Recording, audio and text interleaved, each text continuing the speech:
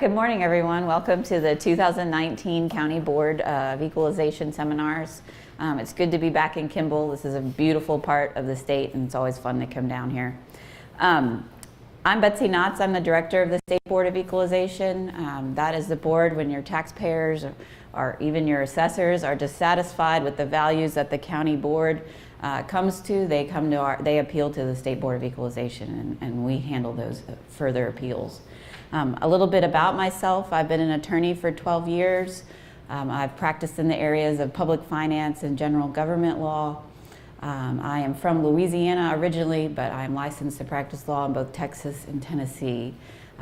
What I enjoy most about my job is working with local government, so stuff like this is kind of highlight for me. So appreciate y'all being here. Before we go over the agenda, we're going to watch a few videos from a few of our partners. Hello, and welcome to this training session for members of the County Board of Equalization. I'm Jason Mumpower, Tennessee's Deputy Comptroller. We greatly appreciate the time you are taking to go through this training course. It shows just how important you take your responsibility. Now, as you know, going before the County Board of Equalization is a vital step in the appeals process. The goal for all of us should be fair and equitable property valuation, and you serve your citizens well by applying your knowledge, wisdom, and discernment to this process. I think you'll find this training to be very valuable. I'd also like to thank CTAS, the Tennessee Association of Assessing Officers, and all of the folks from our office and the State Board of Equalization who have helped make this training program successful. Again, thank you for serving your county, and thank you for your time and attention today. Hello, I'm Robin Roberts, the Executive Director of University of Tennessee's County Technical Assistance Service. I want to thank all of you for participating in this valuable training program. I also want to thank the Comptroller's Office and the Tennessee Association of Assessing Officers for allowing us to participate in this program.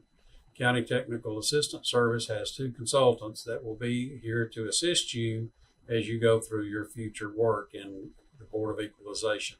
In any way we can be of assistance, we'll be there to help you. Thank you. Good morning, and thank you for being here.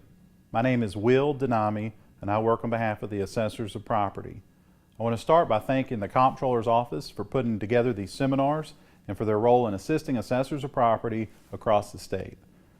Second, I'd like to thank the State Board of Equalization, whose job is to oversee the process, especially as it comes to appeals, and their role in helping put together these seminars. And third, I'd like to thank the County Technical Assistance Service, or CTAS, which plays a role in assisting assessors of property and other local government officials across the state. I hope you'll take advantage of this opportunity. This is your chance to learn more about the important role that you have as County Board of Equalization members. The Assessor of Property, as everyone is familiar, is the constitutional officer that is elected to come up with a value for all parcels within the county. As we all know, value is an opinion. And so there is an appeal process every year that all taxpayers can avail themselves of if they believe the value is wrong. The purpose of this is to try to get the value right. So we appreciate what you do. We appreciate your role in this process. Thank you very much. All right, so our agenda for today is pretty straightforward. We're going to start with an hour of open records and open meetings. We have Lee Pope with us.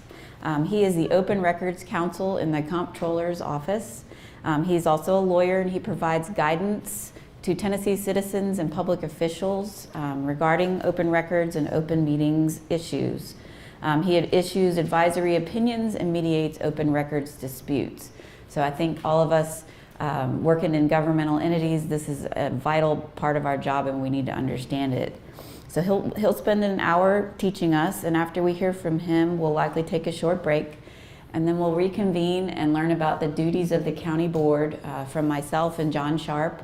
John Sharp is an assistant general counsel in the Comptroller's Office, which means he's also a lawyer. He represents the Division of Property Assessments, the Office of State Assessed Properties and Litigation. He also provides them with legal advice, so his focus is property assessment and taxation. We'll take a break after that section, and then we'll end the day with the assessment timeline and the annual assessment process. Sarah Yarworth from the Murfreesboro Division of Property Assessments will do that portion of the presentation. She's been with that office for 5 years. She's a specialist. She's also a graduate of the Nashville School of Law and has a doctorate in law. So I think it should be a good program. And I'm going to go ahead and hand it over to Lee. And I guess just as a reminder, you can ask questions throughout the program. There's no problem. Here you go. All right. Thank you.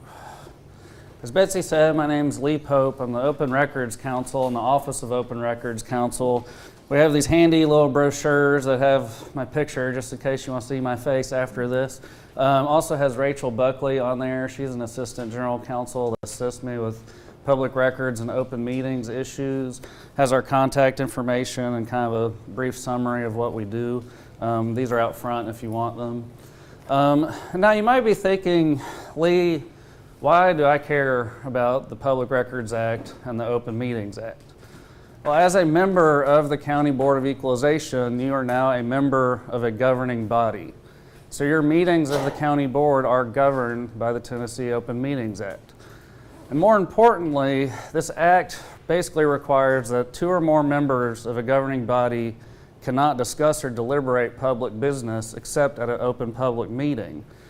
So if you happen to see one of your fellow board members out at the grocery store or wherever, maybe you're eating lunch, maybe you know this person and you'll have lunch every now and then. You can't talk about the valuation of someone's property that the whole board would have to decide upon, because that would constitute a meeting that would have to be properly noticed and open to the public under the Open Meetings Act. And that's really difficult sometimes because it's tempting to talk about that stuff with your fellow board members, but you have to refrain from doing so, because it's public business, and if citizens find out you are discussing things that you have to decide at a public meeting, they'll get rather upset about it, and usually they'll call me, and then I have to hear about it. So please do our office a favor and don't talk about public business outside of an open public meeting.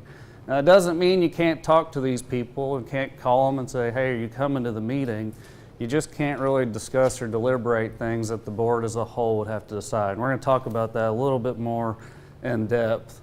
And as far as the Public Records Act, any records you make or receive as part of your board work, as part of the County Board of Equalization, is a public record. On page 4, I think it is, in your manual, there's a little blurb about daily transactions of the county board have to be recorded and signed. And essentially, those are kind of like meeting minutes of the county board, but that would be a public record, and someone could request that. You could run into a scenario where, let's say I live in, maybe it's a rather cookie cutter subdivision. Maybe all the houses are pretty similar. My neighbor Steve comes over and says, hey, guess what? I went to the county board because I thought they overvalued my property. I went in there and sure enough, they knocked $30,000 off the value of my property. I'm gonna save a bunch on taxes. You should go on in there and check it out. Well, maybe I don't know what evidence Steve presented to the board. Maybe I can make a public records request for all those records. And they would be public records. As we'll see shortly, records made or received in connection with the transaction of official business, which would be county board business, that would be public record that someone can request. So so I just want to give you all an overview of kind of why these laws are generally important and why it's good to know a little bit about them. Before we jump in, I'll just give you a brief overview of our office. We were created back in 2008 by the legislature to assist government officials and citizens alike with the Public Records Act. It's not the clearest law and it can get confusing, so we're there to help not only citizens get public records, but we help a lot of government entities respond to records requests and go through the steps necessary to properly respond under the Public Records Act. Most of what we did, as Betsy mentioned, is we respond to questions and concerns about the Public Records Act and the Open Meetings Act. We provide a lot of information. We do a lot of educational outreach like we're doing today. We develop a lot of forms and schedules and policies for public records requests, and we have a lot of resources on our website. If you have any questions about this, please feel free to go to our website. We have tons of information on there. It's really a helpful resource. But you can always call me or email me, and I'm happy to discuss it too.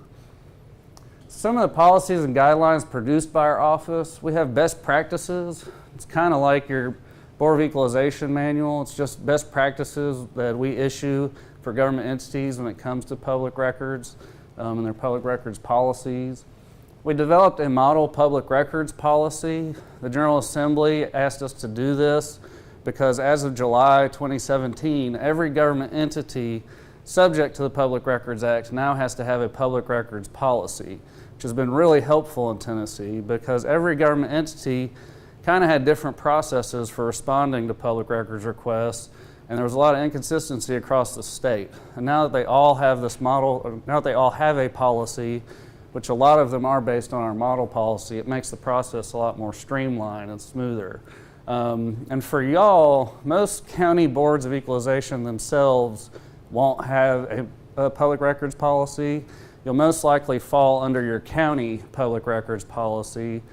We have gathered a lot of those, so if you are curious what your county public records policy is, we can most likely send that to you if you want to reach out to us. Also, your county mayor's office, they usually have that. And we'll talk a little bit more about that later, but that's going to be very helpful to you because you could run into the scenario where someone makes a public records request to you as a member of the County Board of Equalization, and you need to know how to handle that if it comes up. We do a schedule of reasonable charges. Government entities can charge when they provide copies of public records, and they're generally required to do so in accordance with our schedule of reasonable charges. So that kind of sets forth all the different charges you can have associated with providing public records. There's separate ways of charging if you receive a lot of requests, so we have a policy on that. Betsy mentioned we do issue informal advisory opinions. It's kind of like an Attorney General opinion. If there's some issue that has broad applicability, we will address that, so then the public and government officials kind of know how to deal with that issue. We mediate records disputes. My job generally is, kind of just a mediator in general.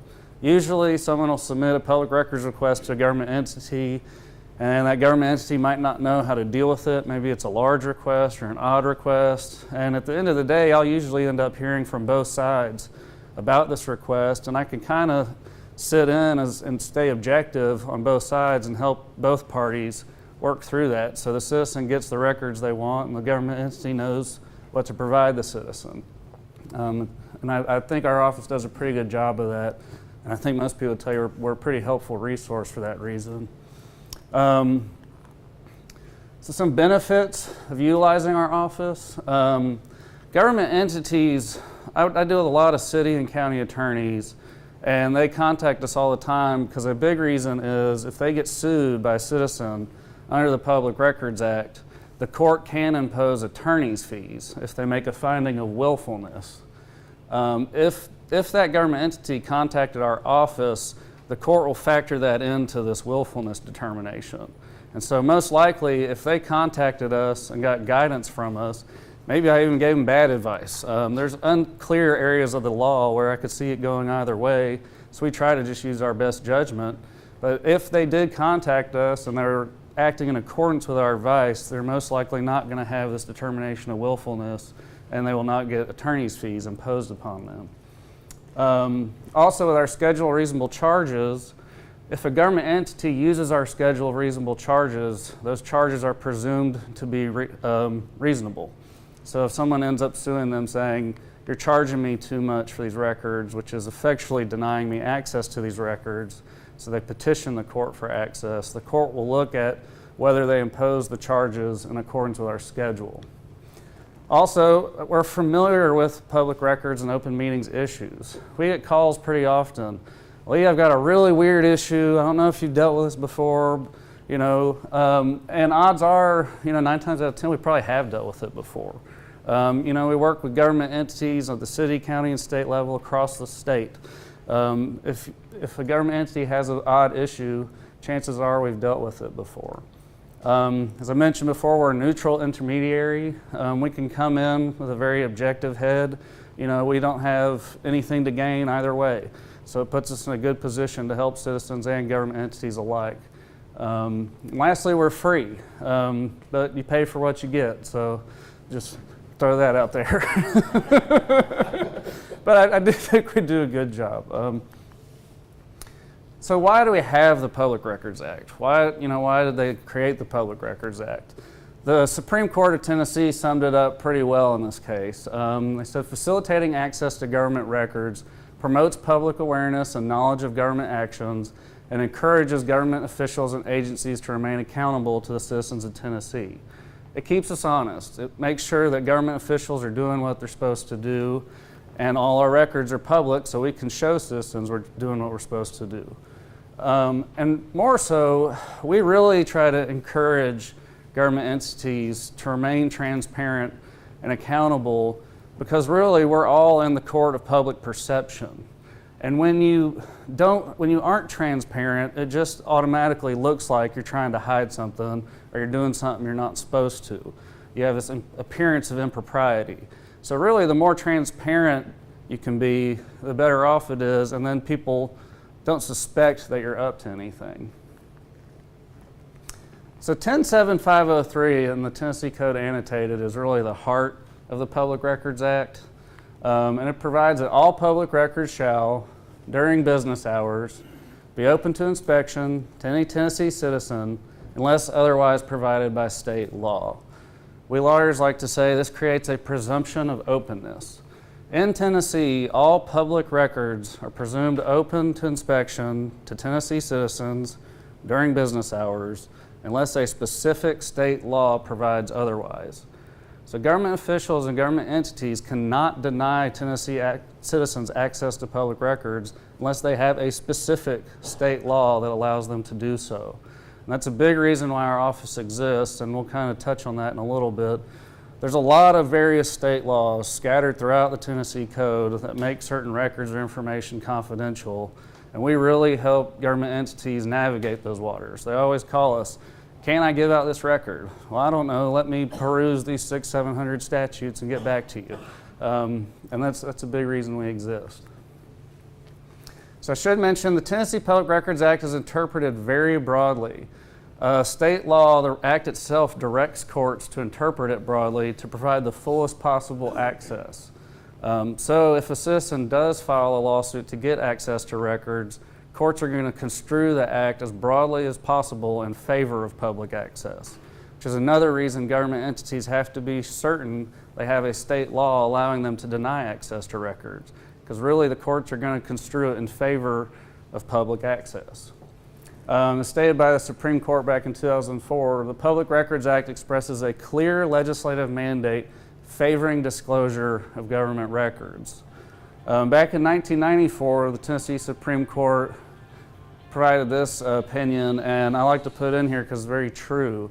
Unless there's an express exemption within the law, disclosure is required even in the face of serious countervailing considerations.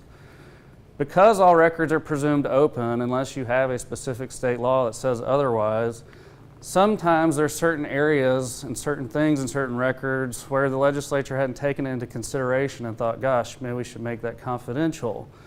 And so often, a public official will have records that someone's requested and think, man, no one needs access to this information. Like, this is so personal and private, no one should really have this information.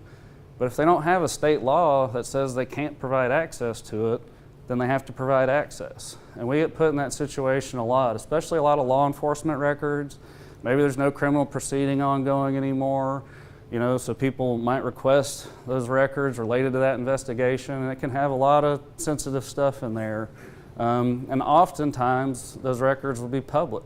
They're not confidential. An issue I always ran into that was always really concerning was minor victims of crimes. They didn't really have much protection under state law. So people could go in and request records about these juveniles that have been a victim of some awful crime, and they had to disclose the records. And luckily, the General Assembly someone brought that to their attention and they addressed that. So now that those records are confidential, and I think that was really a good exemption they put in there. And really, if you go through and look at these state laws that make records confidential, they all kind of make sense. There's a good reason for it to be there. So who is subject to the Public Records Act? all government entities and any subset of a government entity. So a county board of equalization is subject to the Public Records Act, and someone could submit a public records request to the county board. Should note, I won't get too far into it, there's a functional equivalent doctrine that was developed by courts where a private entity that's performing an essential government function can be held accountable under the Public Records Act. Their logic there is, well, if they're performing a public function, they should have the same accountability. A real obvious example of this is privately run prisons. They're all subject to the Public Records Act. So who can access records? As you may have noticed before, I mentioned that public records have to be accessible to Tennessee citizens. Under the Public Records Act, only Tennessee citizens have the right to access public records. That doesn't mean a government entity can't give public records to out-of-state individuals. It just means they can decide not to if they want to. It's discretionary. And the Public Records Act provides that government entities can require presentation of a photo ID that includes the person's address. 99% of the time in the public records policy of the city or county or state policy, they will require a Tennessee driver's license. But they can accept alternative forms. So some universities accept student ID. You can have a lot of out-of-state students in-state that maybe want public records. So a lot of universities will accept student ID. Tennessee Tech just changed their public records policy to allow this because a lot of students were kind of running into roadblocks when trying to get public records from the university. In Nashville, the Nashville Electric Service will accept a copy of your utility bill as proof of citizenship. And in some counties, they'll accept proof of property ownership. You might have someone that resides out of state but owns property in the county. In those instances, there's been some counties where they said, well, if they can show they own property and they pay property tax in our county, we're going to allow them access to public records. You really have to go look at your local public records policy to see how they fall on the citizenship requirement. So what is a public record? This is a good concept because it gets confused, so it's good to discuss this. But basically, a public record in Tennessee is either one, made or received pursuant to law or ordinance, or two, made or received in connection with the transaction of official government business. It has to meet one of those two requirements to be a quote-unquote public record that someone can request under the Public Records Act. And it's good to distinguish that it doesn't matter whether the record was created on a government-issued device or comes from a government email account. We get that a lot. Oh, that county mayor's, the county's paying for his cell phone, so every record created on that cell phone is public record. That's not true. I could email Betsy about maybe her kid's birthday party next weekend or something from my Comptroller email account. Just because it came from my public Comptroller email account does not make it a public record. It wasn't made or received pursuant to law, and it has nothing to do with the transaction of official business, so it's not a public record. Likewise, I could get out my cell phone and I could text John about something work-related at work next week. I just created a public record on my personal cell phone. And the big issue we see nowadays, because a lot of people are requesting text messages. Everyone texts each other, and citizens want to know the texts that government officials are sending to each other. Maybe they have a little bit of a conspiracy theory about what members of the Board of Equalization are doing. Oh, they're all against me, and I think they're texting each other about me because they don't like me, So they might request your text messages. The tricky part that we run into, it's not really addressed in the law, is really how do you get those messages? Because the definition of public record specifically excludes the device or equipment. So a Tennessee citizen doesn't have a right to access your cell phone. They don't have a right to come in and get on a government computer and search for public records. So how do you actually extract that public record and provide access? And that's a tricky issue. And even recently I found out that cell phone service providers, they're not really retaining text messages anymore. It takes up data storage. They don't want it. Plus, I think they're getting a lot of requests for those texts, and they don't really want to deal with that anymore. So it's really tricky. How do you get access to the public record? Because under the Public Records Act, you have a duty and obligation to provide access. So really the practical part of providing access is something we're dealing with lately. So common public records we see, emails, texts, tweets, Facebook posts. Public records defined very, very broadly. It includes almost any kind of record you can think of. Correspondence is often requested.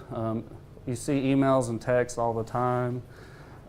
We even had a scenario in Memphis where a requester wanted just all the metadata attached to emails. They didn't want the emails themselves, they just wanted the metadata. And metadata would be a public record in Tennessee. It's defined very broadly to include almost any type of record you can think of.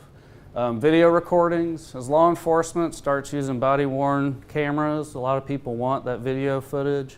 It would be public record. Personnel records are often requested. I guarantee you almost any time you have an employee, public employee that's been disciplined and terminated or maybe put on leave due to some HR investigation, a lot of times they will turn around and make a public records request for every record related to that investigation that resulted in their discipline, and most of those records are public. I get a lot of calls from human resources folks in government. Oh, they want all these records, but then they're going to know the person that said X, Y, and Z about them. Well, state law doesn't make that confidential, so it's public record. You got to provide it. It puts some human resources folks in a little bit of a bind, but it's presumed open, and there's no state law that makes that information confidential. Travel and leave information.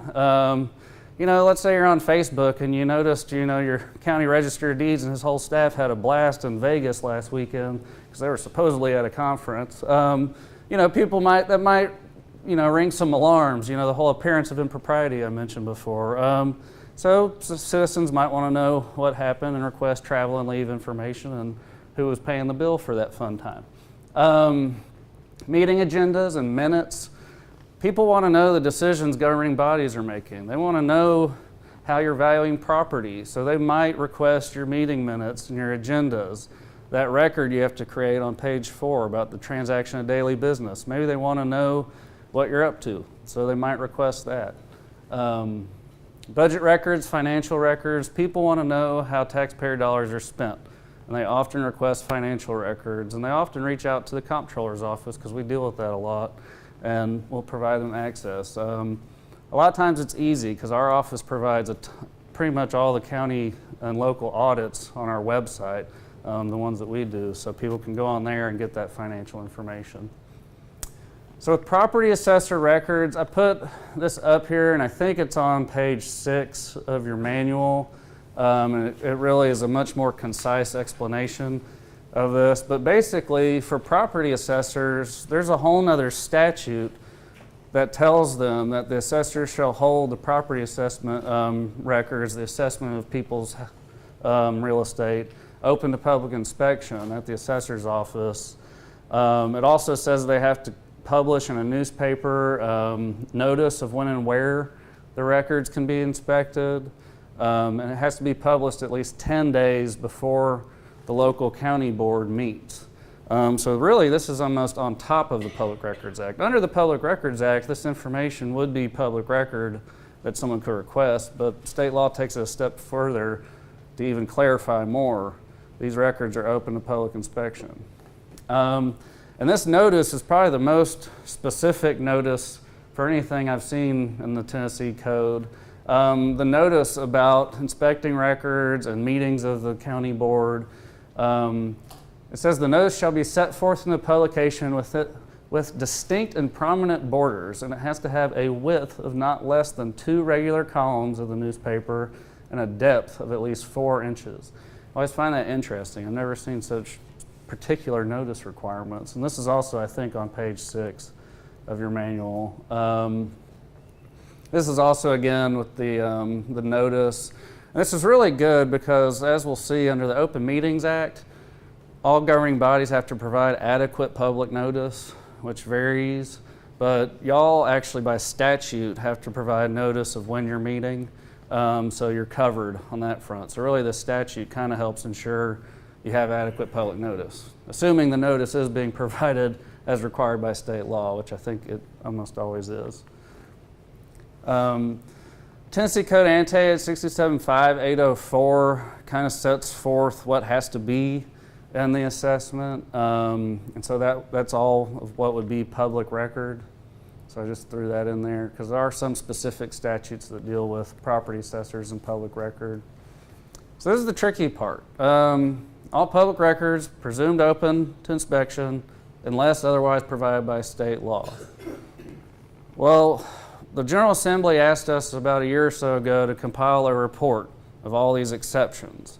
So we put together about the 600 different state statutes that make records or information confidential and presented that to the General Assembly. And there's a lot of them. I don't think they realized how many were out there until we provided this report. But it's turned into a really great resource. On our website, we created a database of these exceptions that you can search. So now when people are curious whether they can provide access to certain records, they can go on our website and search the database and find a state law that says whether something's confidential. I should mention state law for purposes of the Public Records Act includes the Tennessee Constitution, the common law, rules of court, and administrative rules and regulations. Bless you. So our report of about 600 exceptions is only state statutes that are in the Tennessee Code. There are a lot of other laws, state laws, outside of that make records confidential. There are certain rules promulgated by the Supreme Court that govern access to records. Rules of criminal procedure, rules of civil procedure can also make records confidential. If a government entity thinks disclosing a record might imminently result in a threat of deprivation of life, liberty, or property, there's a due process implication and they can invoke the Constitution to deny access. That doesn't happen very often. It's usually if disclosure of a police officer's information might result in immediate harm to that person, and it's a high standard, so we don't see it very often.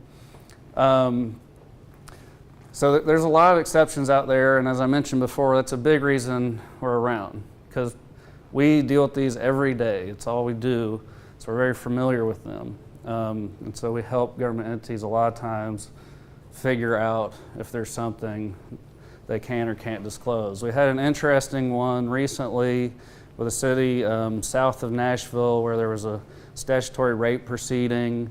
The criminal case was closed, and now the newspaper wanted more information about the investigation. It was somewhat high profile, and the city attorney really didn't want to release the information because it had the identity of other juveniles that may have been involved, that maybe didn't press charges, and the last thing they really wanted to do was release this information. And I looked and looked, and it didn't really look like there was anything, but and so she was about to provide these records, which she really didn't want to do. It was one of those scenarios where it's like, man, that's the last thing I really want to give out to the public is this information.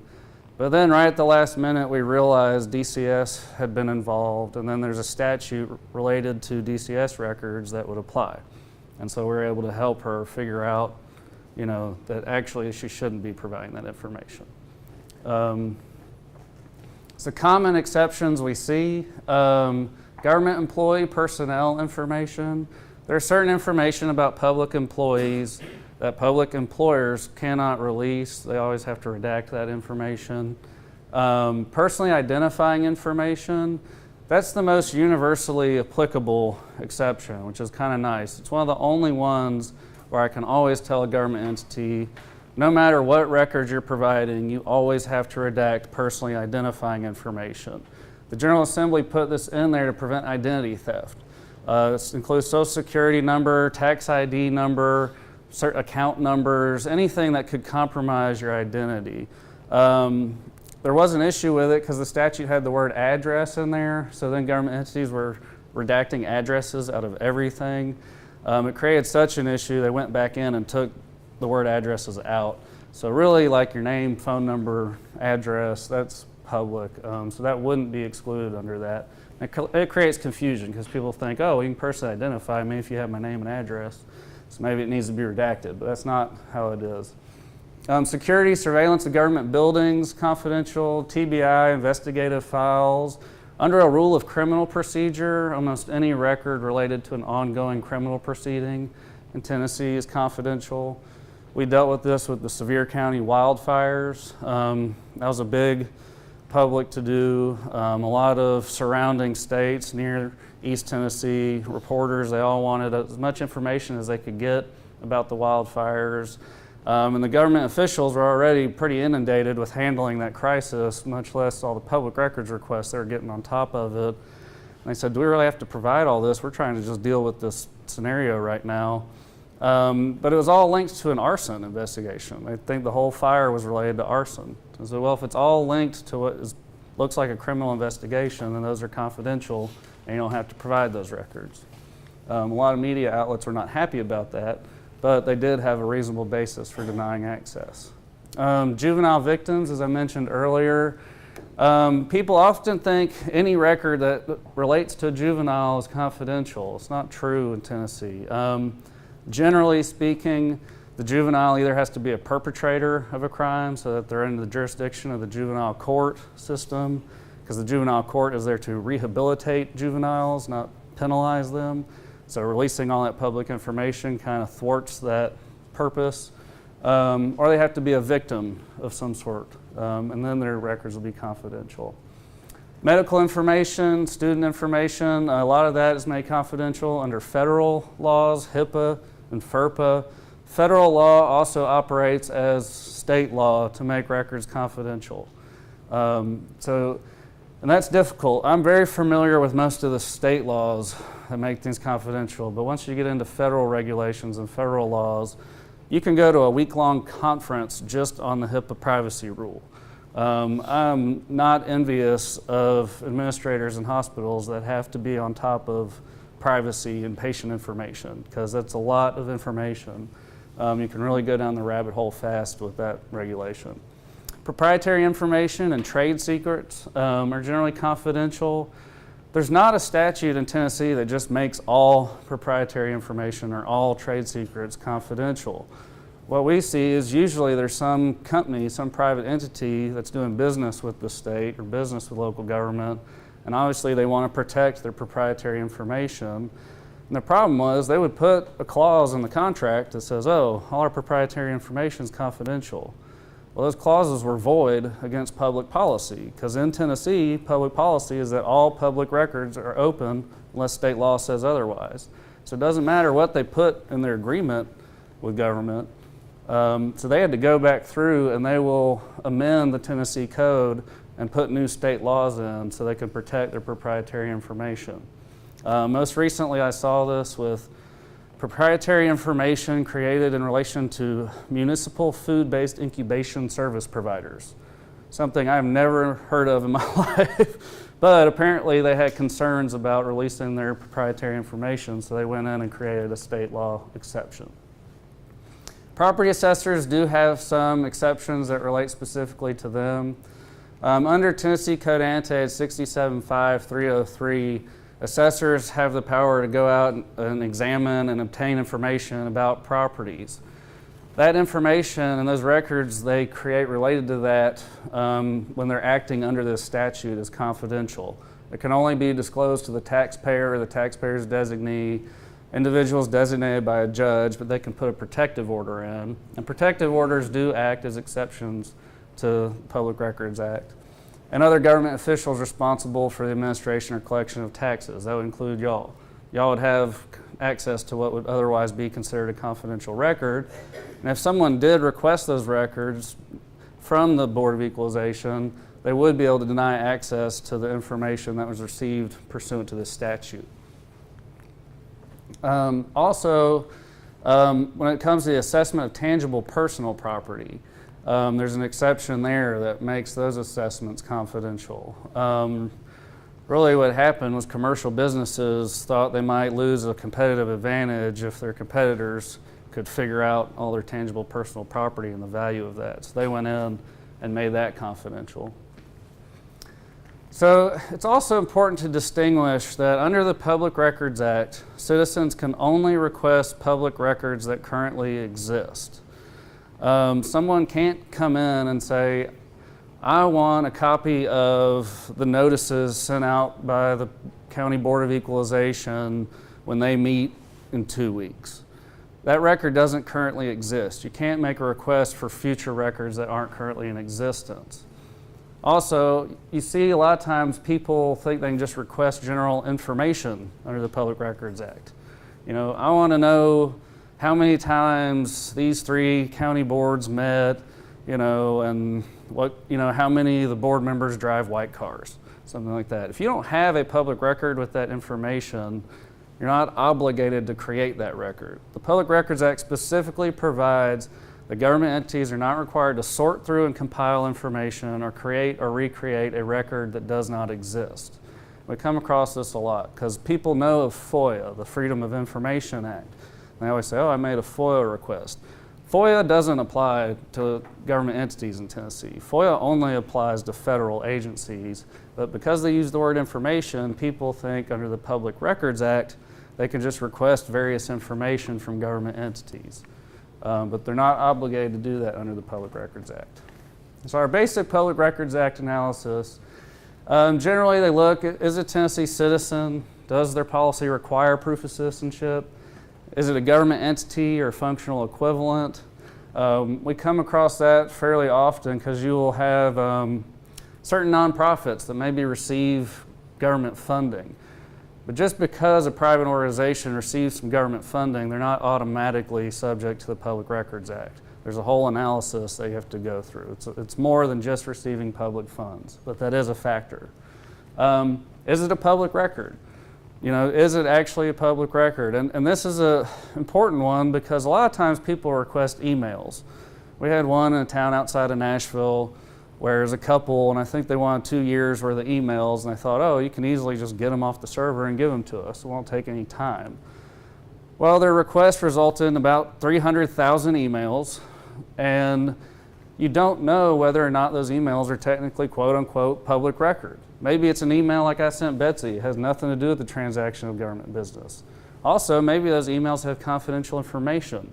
So a government entity has to go through and literally go through every single email and look and review and redact and determine whether it's a public record subject to disclosure under the Public Records Act. And a lot of people don't realize that, and they think, why is it going to take them a month to give me these records? It's so simple. They can just upload it and give it to me. There's a lot more involved. Do responsive records exist? You know, as I just mentioned, is it a request for a public record that you currently have, or is it a request for general information that hasn't been put in a public record? Does it sufficiently identify the records? A lot of times citizens make public records requests and they don't really know exactly what they're looking for, so they'll cast a broad net. Sometimes it's so broad, the records custodian is like, I can't even figure out what on earth they're trying to get. And if they're in that scenario, they can't actually deny the request. It has to sufficiently describe the records they're seeking. And then last but not least, does an exception apply? That's the big one. And then we have to look, or the government entity that we often assist, you have to look, does it make the entire public record confidential, or is it just information you have to redact? Does that exception apply? A lot of them don't universally apply. Sometimes, you know, whose hands the record is in can determine whether or not it's confidential. You can have the same record, but because one entity has it and not another, maybe it's open. So it really depends on who has the record. And is there an exception to an exception? You know, we'll have a general statute that says XYZ is confidential. Then the next statute will list the 40 ways that it's not confidential. So you have to go through. A lot of times it's circumstantial. It always depends. People have asked me for checklists. Can you just give me a checklist of everything I have to redact? I can't, because it's always a fact-by-fact, case-by-case scenario where you have to look into the facts of each situation. So as I mentioned before, this should be a big relief to y'all. Every government entity has to have a public records policy.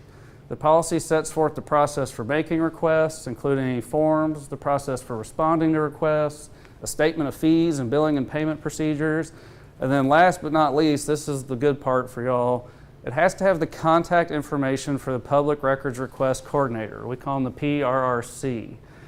The General Assembly created this person in each government entity, and this person is responsible for receiving public records requests and routing them to the appropriate records custodian, the person that's lawfully responsible for those public records. And that person is responsible for ensuring that public records requests are responded to in accordance with the Public Records Act.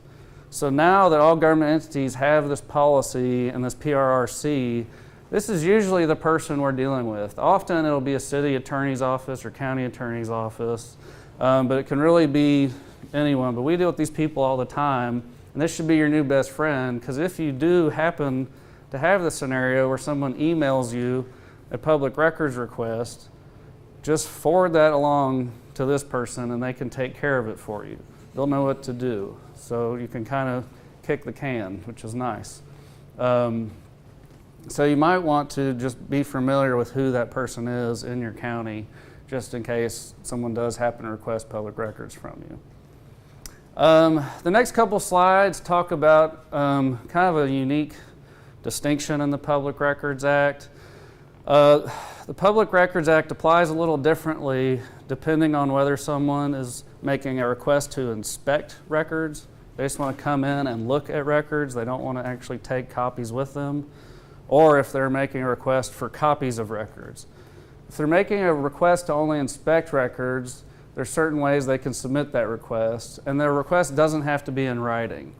It's a little bizarre, but certain people are aware of this. They'll show up at a county clerk's office or some government office, verbally make a request, and then say, I don't have to put this in writing under the Public Records Act. And that's true. So we always encourage government entities to at least write down the information, because as you'll see shortly, government entities are on a timeline to respond to this person. Well, it's hard to respond to someone if you don't have their information because they haven't written anything down. So we often tell them to write that information down. But generally speaking, requests for public records, really whether inspection or copies, can be made in person, by mail, email, internet portal. And a big reason I point this out is because you as a member of the County Board of Equalization, if you're taking notes during your hearings, you're creating public records, and you are the custodian of that record. So if someone emails you a public records request, as a records custodian receiving what would be a valid request, it's a valid public records request, and then you really have an obligation to pass that along to the PRRC. You now have a duty under your county obligations to handle that request accordingly. But as I said, it's easy. Just send it to that person and you're off the hook. Also, one of the biggest complaints we get with inspection versus copies, a government entity can't charge a citizen anything at all related to inspection of records. And it's frustrating sometimes. There was a guy in Murfreesboro, Tennessee. He got a traffic ticket. He was rather upset about it. So he went ahead and requested every single traffic citation issued by the police department. But he knew they couldn't charge him for this if he did it as a request for inspection. I'm just going to come in to the police department and look at these records. Well, the police department, government entities, as we'll see in a second, have to provide an estimate of the time to provide the records. I think their estimate in this case was like 5 or 6 years. That's how long it's going to take us to get all this information together. But they're having to go through, get every citation, review it, redact information, like driver's license information. That's almost always confidential. So they have to redact that out of every traffic citation, compile it all, have someone sit with this person in a room while they review the records, and they can't charge that person a dime related to any of it. So I hear about this on a weekly basis almost. You mean to tell me I can't charge them? I'm gonna have my staff working hours and overtime to get all these records? Yes, that's just how it is. So it's a little weird, these distinctions between requests for copies and requests for inspection. Responding to requests, it's a promptness standard. Under the Public Records Act, government entities are required to promptly produce public records. If they can't promptly produce public records, really it says if it's not practicable to promptly produce public records, then they have to take one of the following actions within 7 business days. They either have to make the information available, deny the request in writing with the basis for denial, which is usually the state law that allows them to deny access, or they have to furnish a records request response form providing the time reasonably necessary to produce the records, as I just talked about. Most of the time, if it's a large request, they're going to go with the third option because they're going to have to spend time going through, reviewing, and redacting records, and odds are they can't produce it within 7 business days. And I should note, government entities aren't obligated to just drop everything and forego their usual daily responsibilities because someone's made a public records request. They kind of have to weave it in with their day-to-day operations, so it can take a while. But they have to take one of these actions within 7 business days if they can't promptly make the records available. That's why it's important if someone does happen to email you a public records request, don't just sit on it and say, oh, that's not my thing, I don't care about that. Please forward it to the public records request coordinator.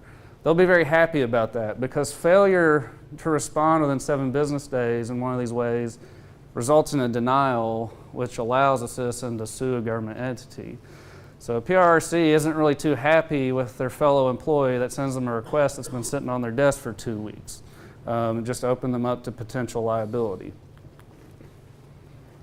So as I mentioned before, we have a schedule of reasonable charges, sets forth basically what you can charge for copies. It only applies to copies because I mentioned you can only charge for copies.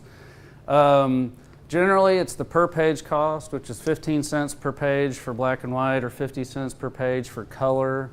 They can also charge for labor. We try to encourage government entities to use the cheapest labor possible. The problem is these exceptions in state law aren't always clear, and sometimes it's hard for just a regular, maybe even part-time employee to know whether or not it applies. So we do see scenarios where attorneys for the city or county have to go through and review the records, and they're charging their billable hourly rate, which can be kind of high, and usually people get really upset about it when they're being charged for the attorney's time, but sometimes that's the only person that can do the work. There's a 1 hour labor threshold, so government requests that don't take more than an hour, you basically can't charge labor for.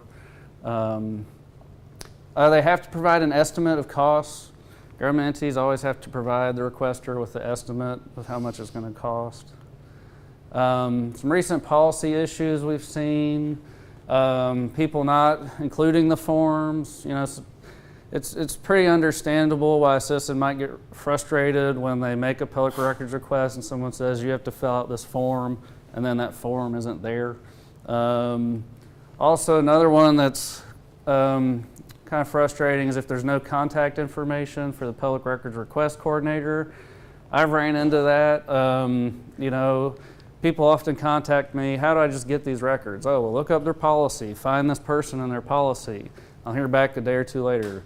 They don't have that person listed in their policy. What do I do now? And then I have to contact the county mayor or whoever and say, hey, y'all need to put someone in here. So those are some of the general issues we've seen with public records policies.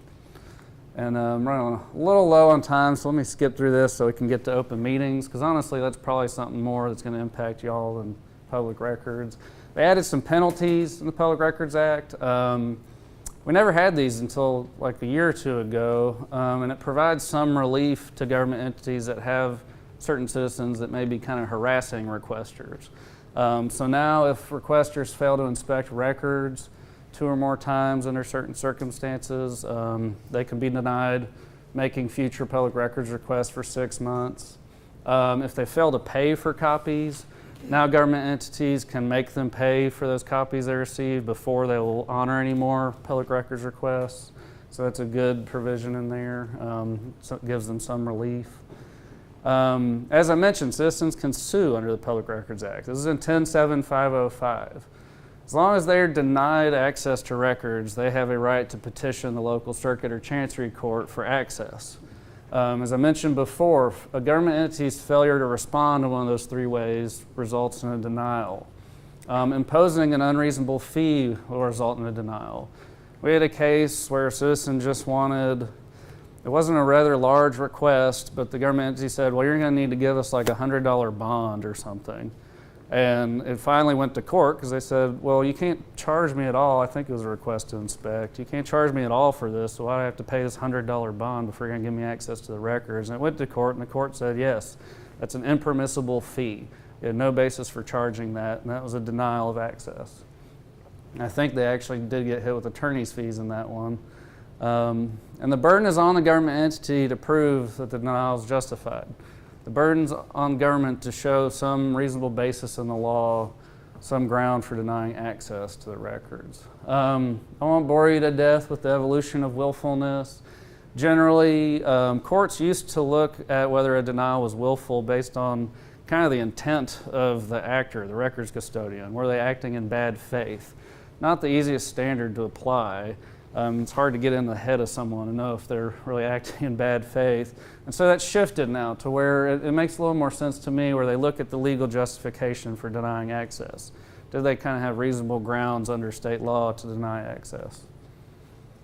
Records retention. People often ask us, how long do I have to keep public records? That's really not our area. Under state law, MTAS produces retention schedules for municipal records. CTAS produces retention schedules for county records. I've been informed by CTAS that their retention schedule does address assessor records and how long they should keep those. At the state level, the Secretary of State's office deals with they have a records management division that handles all state records and how long we have to keep state records. So Tennessee Open Meetings Act. The formation of public policy and decisions is public business and shall not be conducted in secret. As with the Public Records Act, it's construed broadly in favor of public access, and it provides people the right to attend meetings but not to participate.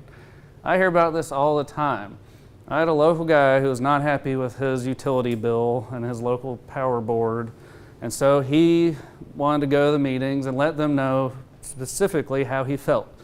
Well, he showed up and they said, you don't have the right to speak. You can be here, but you can't speak. Well, you can imagine he took that very well and came and contacted our office. And when I told him the same thing, he wasn't that pleased. But the public has the right to attend public meetings, but they don't have the right to participate. So you could have a bizarre scenario, or maybe 20 local citizens want to come to your Board of Equalization meeting. It's a public meeting. They can be there, but they don't get to chime in.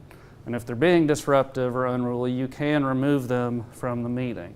Also, if your meeting is in a small space and it's a safety concern, then people might have to sit outside, and that is legitimate. There's an Attorney General opinion on this, kind of situations where you can remove people from public meetings.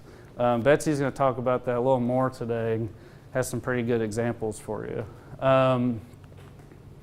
So what is a meeting of a governing body? Open Meetings Act only applies to a meeting of a governing body. And it has these two definitions in here, where governing body is defined as members of a public body of 2 or more members with authority to make decisions for or recommendations to a public body on policy or administration. Very clear and straightforward, right? Meeting is defined as a convening of a governing body of a public body for which a quorum is required in order to make a decision or to deliberate towards a decision. Basically, the simplified version of those two, you have a meeting of a governing body if 2 or more members of that body are discussing or deliberating business that the body as a whole would have to decide upon.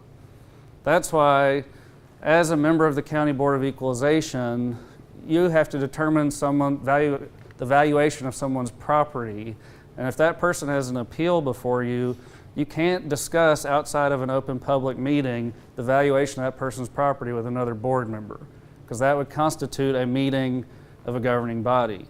And odds are, if you're down having lunch at the local diner or something, you're talking about this stuff, you probably didn't post notice of that meeting. It's probably not being held open to the public, and so you'd be in violation of the Open Meetings Act. And so you have to be aware of that. So you have a meeting of a public body or governing body. What does TOMA require? Well, all meetings must be open to the public. You have to have adequate public notice. And we get this question a lot, we're having a meeting next week, if we put the notice in the paper, 4 days ahead, is that enough? A lot of times it depends on really what's happening at the meeting. The legal standard is notice sufficient to give interested citizens an opportunity to exercise their right to attend. So what's that mean? our review of the case law, basically you need at least 2 days notice, and you're fine. But with y'all, notice of your meetings is required by statute, and it's very specific and has to be put in the paper, so you're generally covered on that requirement. Meeting minutes. The Open Meetings Act only requires that meeting minutes contain persons present, motions, proposals, and resolutions offered, and the results of any votes taken. With y'all, that little blurb on page 4, you have to have a record of daily transactions and it has to be signed. That's essentially y'all's meeting minutes. And meeting minutes can be recorded. Open Meetings Act actually specifically says meeting minutes have to be promptly recorded. People get that confused and sometimes think, oh, well, they have to videotape all their meetings. That's not true. It really just means they have to have written minutes somewhere. All votes have to be by public vote, public ballot, or roll call. And this was actually taken from a presentation I did for utilities, and just in case you're curious, they meet quarterly. I forgot to take that out. Sorry about that. We just discussed adequate public notice. You're basically covered under state law on that. Executive sessions are important to briefly discuss. Governing bodies can have executive sessions, as most people call them, informational sessions. Maybe they need to meet privately with their attorney. But even if a governing body is meeting privately with their attorney, members of that governing body still cannot discuss or deliberate amongst themselves, even in executive session. All of that always has to occur at an open public meeting. Really, they go into those meetings just to receive information from their attorney. And as I said, we're always in the court of public perception, and even when governing bodies are legitimately having executive sessions, it really rubs people the wrong way and they think they're doing something they shouldn't do or they're making decisions in private. So that's really why you always want to be sure any decisions you're making as a member of a governing body are public, because the last thing you want is a concerned citizen going to the local newspaper saying, oh, well, you know, John on the county board, they're not doing what they're supposed to. They're talking to each other. They're not doing this at a public meeting. It just looks really bad. And I usually do hear about it. So what if a governing body violates the Open Meetings Act? Any action taken in violation of the Open Meetings Act is void. So if someone did think you were discussing their property outside of a public meeting and they got to the point where they actually went to court and the court determined you were, any decision you made about their valuation would be void. And generally the court kind of slaps the governing body on the wrist and they'll monitor the governing body for about a year. As I said before, really what the court does here isn't really the biggest penalty. It's how citizens perceive what you're doing and the public function you're performing. That's really the biggest concern and why you want to make sure you're in compliance with the Open Meetings Act.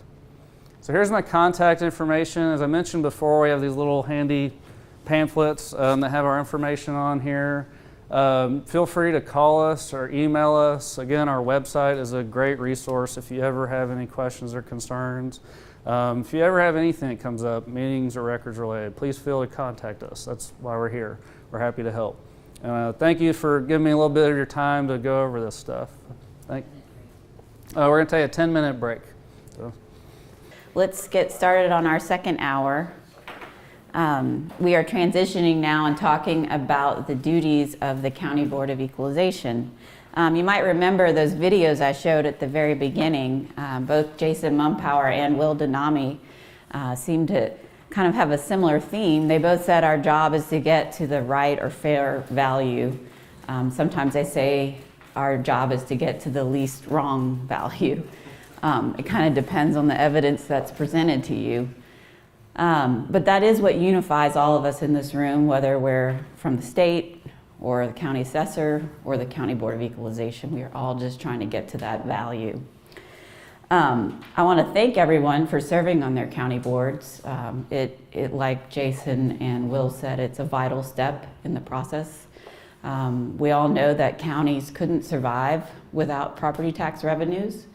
And they also couldn't survive without a functioning property tax system. And the county board is the first formal review of property tax assessments in Tennessee, and it's very important. So we thank you for serving on these boards. My recommendation when it comes to the county board's duties is to just follow the recipe in the manual. I tell people follow the recipe, don't go rogue. Don't think you're some kind of chef that can come in and make something new and fresh. Just follow the recipe in the manual and nothing will go wrong. So if you look at page, I think it's 7 and 8. So at the bottom of page 7, it lists the statutory duties of county boards in Tennessee, which is fairly straightforward. You hear complaints, examine assessments. Let's see. And on page 8, in the middle section, is the powers of the county board, and they're just plainly listed. One thing I've highlighted this year that I'm not sure everyone was aware of, county boards do have the power to administer oaths under which a person may be found to have committed an indictable offense of perjury if determined to have willfully or corruptly falsely sworn to any material facts. So that's something I think is worthwhile and something that county boards should make a habit of when you have someone coming before you. Doesn't have to be anything fancy. Raise your right hand. Do you swear to tell the truth? If so, say I do. Let the record reflect that they said they did. They were going to tell the truth. I think it sets a tone that you take your job seriously and that folks should come before you. They should be telling the truth.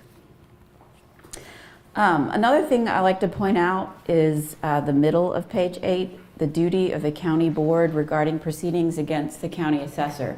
I don't point this out because I think assessors are out there doing malicious things. I really point it out so that you understand your role as a county board. The county board is a neutral governing body appointed by the county. Their job is not only to hear evidence from usually taxpayers, property owners regarding their value, but it's also to review the assessor's work. So if you look at this, it says the county board also has the duty to report the action of a county assessor when it is known or reasonably suspected by any one of them that the assessor or the deputy assessor has knowingly or willfully classified, valued, or assessed any property in violation of the law.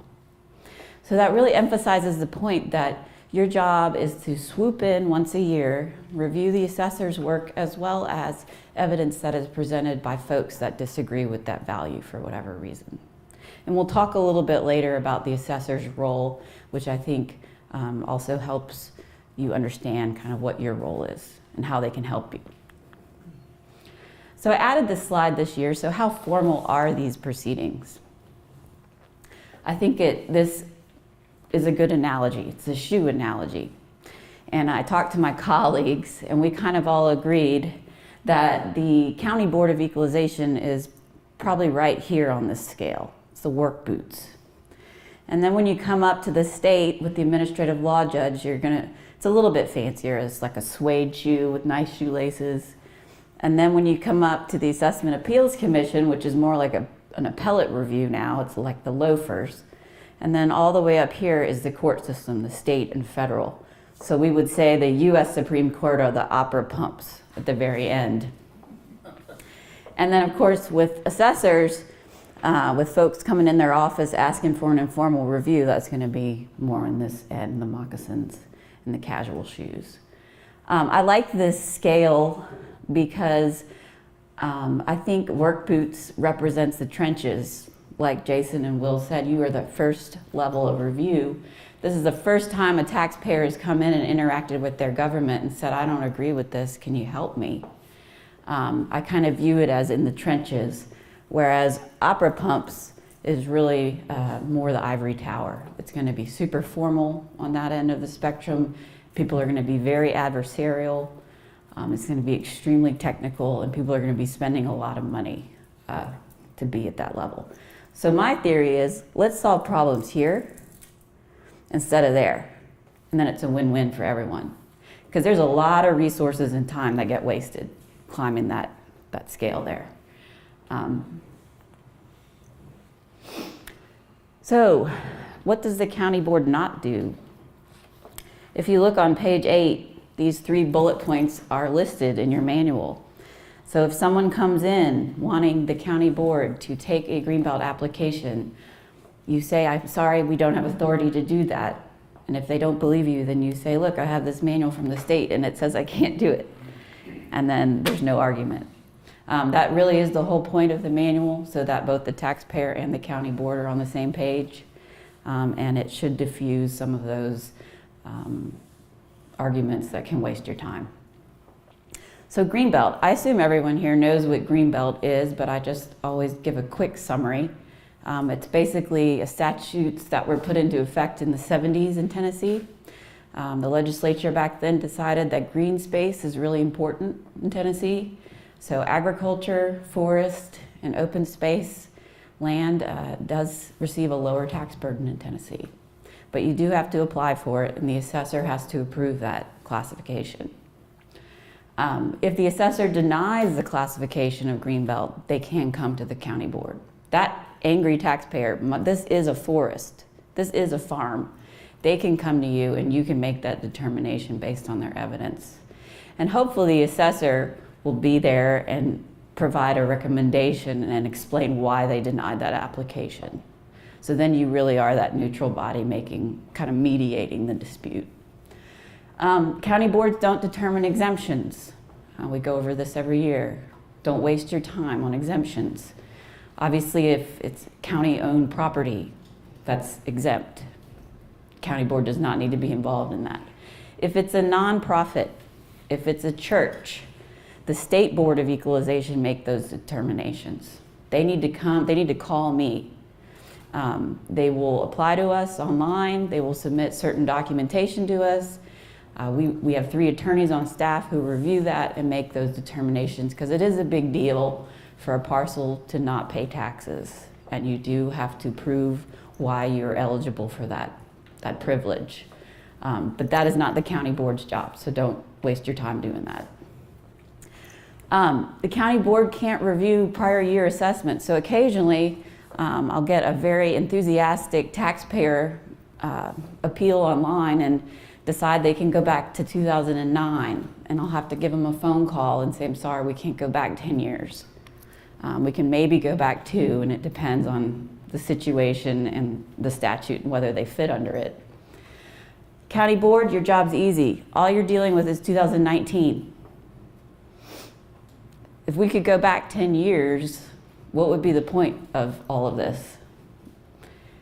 Counties couldn't rely on they couldn't plan their budgets, they'd be refunding money. It may not be totally fair, but our system is set up this way for a reason, so there's certainty in the county revenues and county budgets. So you are only talking about tax year 2019. All right, here's another one of my spectrums, red to green. So throughout this presentation, you'll see some skits. Some of them get the green check mark because everything was done right. Some of them get the big red X. And so my notes for this slide are go for the green, pretty straightforward. As an attorney, I think we all can agree that opinions of legality can be on a spectrum. There might be your best option down here. That's the least riskiest. If you go with that option and you end up in court, you're going to win.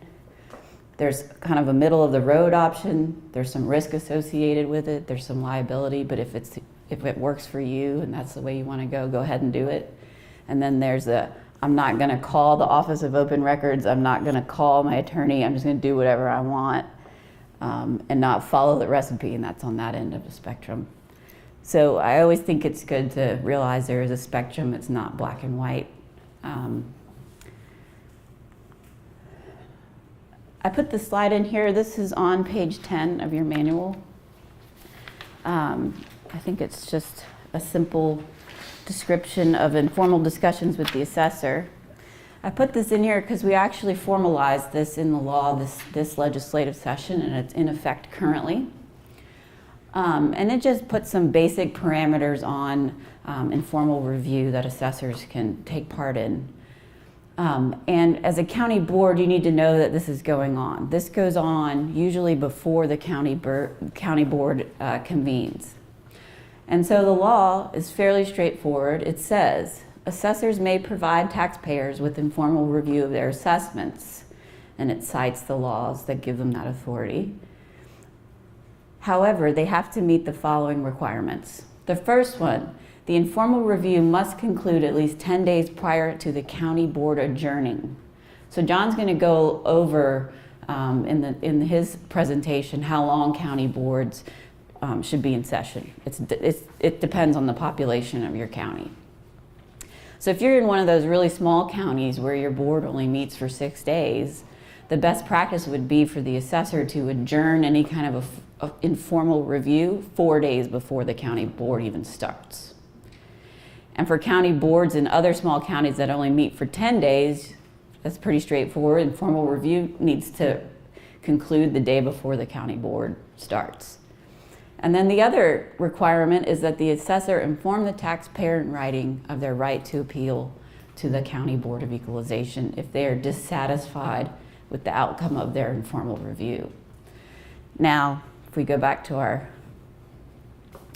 so if you want to be super, super overachieving compliant assessor on this end, you would put notice on your website that says, I have an informal review program. It starts on this day and it ends on this day. If you don't like your outcome, you must appeal to the county board. And you would put our little business cards that we sent you that tell taxpayers how to appeal. Put those on your counter out front in your office. You send them a letter at the end of your informal review that says, thank you for participating. This is the value we decided. If you're not happy, please go appeal to the county board. And then maybe in your newspaper notice, that's 67-5-508, the one that Lee went over, that has those very specific, like it has to be bordered with 4 inches. And I have a feeling someone must have put one in that was super tiny. And then they changed the law and said, I'm sorry, it's got to be a certain font size. Put something in there. I have an informal review program. It starts on this day and ends on this day. If you're dissatisfied, you need to appeal to the county board. Then you're covered. If anything goes wrong, you're covered. Obviously, not all assessors' offices have the resources to do every single thing.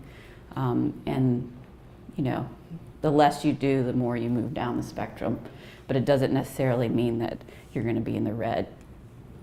There's just more risk. So I'm happy to answer specific questions about informal review if anyone has them after we conclude. Every county's a little different. All right, so this is your basic to-do list. You got to elect a chairman, someone needs to run the show, and you got to elect a secretary, someone to take notes. We talked about this earlier, keep a daily record, sign that record. We had a question in Cookeville, someone asked, they don't actually have written minutes, they just do audio recording. And we told them that was fine, they could do that. And they're like, well, how do I sign it? Well, at the very end, just say, I, the chairman, hereby sign this audio record of our meeting today. Or put it on your disk, put it in a case, and sign the case. You just kind of have to be reasonable. Nobody's asking you to be extra super formal here. Okay, let's see, have a quorum. I think we all know what that is. Most boards are 5, you need to have 3 people there. Use of alternates. I've gotten some phone calls this year. How do I appoint alternates? What should I do that? Yes, you should do that. You should have alternates. The Assessment Appeals Commission has 11 alternates, and I rely on them heavily because I cannot get 5 people who have jobs to always be ready to sit for hearings for a week somewhere in Tennessee. Tennessee's a big state. County boards can also take advantage of that. And the alternates should be trained. So that's why we have this recording here. They can watch it on the website, get their certification form into me, and they can sit on the board. And if you have a specific question about whether a certain type of person should sit as an alternate or not, just ask me or John. We can help you navigate those waters. Role of the assessor. This is a very important slide, so I'm going to pause here. The assessor or the deputy assessor sits with the board in an advisory capacity to assist. So as we climb that scale of formality, as we go from the moccasins all the way up to the opera pumps, the assessor's role kind of changes. But in the work boots section, the assessor really is an advisor. They They are there to help the county board understand how they got to their value. They are not necessarily an adversary. Now, as they climb up the spectrum, the formality, they become more adversarial. They usually hire an attorney. The hearing starts to look more like a courtroom. They have a court reporter, a judge. It just gets more formal as you go up. But at the county board level, the assessor really isn't there to fight with the taxpayer. I don't know if any of y'all have ever experienced one of our exemption appeals. So I have 3 attorneys in my office that make these determinations. They get an application in. This parcel has a church on it. They get the bylaws for the church. They make sure that the financials, it really truly is like a nonprofit and it's charitable. Maybe they get something in that's not a church and they deny it, and then that person appeals to a judge. Well, the judge may call upon one of the attorneys to explain their reasoning for denying that exemption. The attorney doesn't go into those proceedings ready to fight. They just say, this is what I had on my desk. I reviewed it, and this was the judgment I made. Whether the judge agrees with it or not is up to the judge. And then they'll hear from the taxpayer, and perhaps the taxpayer is bringing more evidence at that point, and the judge can make a different determination. That's very similar to what these types of hearings are. The assessor's made a valuation based on the best information he or she had. Taxpayer may bring in some better information, and at that point the assessor hopefully is open to seeing that and saying, well, let's go ahead and change it. That wasn't correct. Or let's not. You didn't bring anything new in. You're just talking about your feelings and your taxes, and that's not what we're here for. Mr. and Mrs. Smith, good morning. Thank you for coming in. My name is Tony. This is the rest of our board members. I'm the chairman, and we also have the assessor with us today. So again, thank you for coming in. And so how are you doing today? Not so good. Our taxes keep going up. We bought a 20-acre farm 12 years ago for raising cows, corn, and kids. But we can't keep it if we keep getting notices that it's gone up. So tell me a little bit about your property. Is the farm on Greenbelt? Greenbelt, what's Greenbelt? Greenbelt is when your farm is valued on its use, not on market. A lot of farmers, just like you, use it to keep their taxes lower. Well, listen, since you don't have it on Greenbelt and you don't know about Greenbelt, go to the assessor's office and fill out an application, and it'll help you on your taxes this year. In the meantime, we'll speak with the assessor, go out to your property and see if we can find some more reasons to lower it. Does that sound good? And also you'll get a notice in the mail of the new value changes. All right, y'all may remember these from last year. In case you forgot though, the assessor is this gentleman sitting in the corner. The county board members are these 5 folks. Greg is the chairman, and then of course these 2 were the taxpayers with the complaint. So the only thing I can see that went right here is they heard a complaint, right? Nobody was sworn in, no evidence was presented. The assessor they didn't ask him any questions. Basically everything went wrong here. They also, in a sense, accepted a Greenbelt application, which your manual tells you not to do. Really, these types of scenarios, if you can, should be weeded out and not even go before the county board. But if you can't and they just want to share their complaint, you listen to them, but you don't make promises like, we'll go out to your property and see what we can do and you'll get the new value in the mail. That's not going anywhere good. So just a quick review. I know we had a whole hour of this morning. Everybody's warmed up on the Open Records and Open Meetings Act. But I think it is really important and something that you should know about, and you should know that Lee Pope is there to help you if you run into an issue. But why do we care? Why are we transparent? He touched on that a little bit. And I think it's because what we do is important, and it's important to taxpayers. I have encountered situations where mistakes were made, but too far back, and we couldn't fix them. And because of that, the person lost their home or they lost their business, and it's a shame. We don't like encountering that kind of stuff. So it's important for us to be open to the public and share our reasons for getting to whatever value we get to. And it's also, they want to check and make sure we're in the green. So transparency is very important. Hey guys, I know we're not in our meeting yet, but I thought I'd let you know that my niece Amber, she's got an appointment with the board today. You all know her. Yeah, she's the one with 3 children. Yeah, that's her. I saw her at the grocery last night. She's real sweet. Yeah, she is. So what seems to be the problem? Why is she coming in? Well, it's her house. It's in bad shape. It's nowhere near the amount that they have it assessed for. Guys, we really got to do something. Sure, I think we can do something about that. Yeah. Yeah. All right. The theme of my presentation is red X, by the way. I somehow get crowned that. I get to share the bad news with everyone. So what went wrong here? Open meeting laws violated, correct. So we have our county board, and remember Lee said 2 or more. Here we have 4. And I think we could argue that they're deliberating. I mean, I think you could argue he's got personal interest in it. that too. So he said, I think you could argue he's got a personal interest in this. There's definitely an appearance of impropriety and bias, and we saw that on their faces. There's Tracy. She looks very distraught. And I think Lee emphasized that this morning. You're in the court of public perception. So when you're out and about talking like this before you have a hearing, the public doesn't trust you at that point. And those kinds of appeals end up coming up to the state board and clogging the system. We want them to feel like they got a fair opportunity in the work boots level at the county board.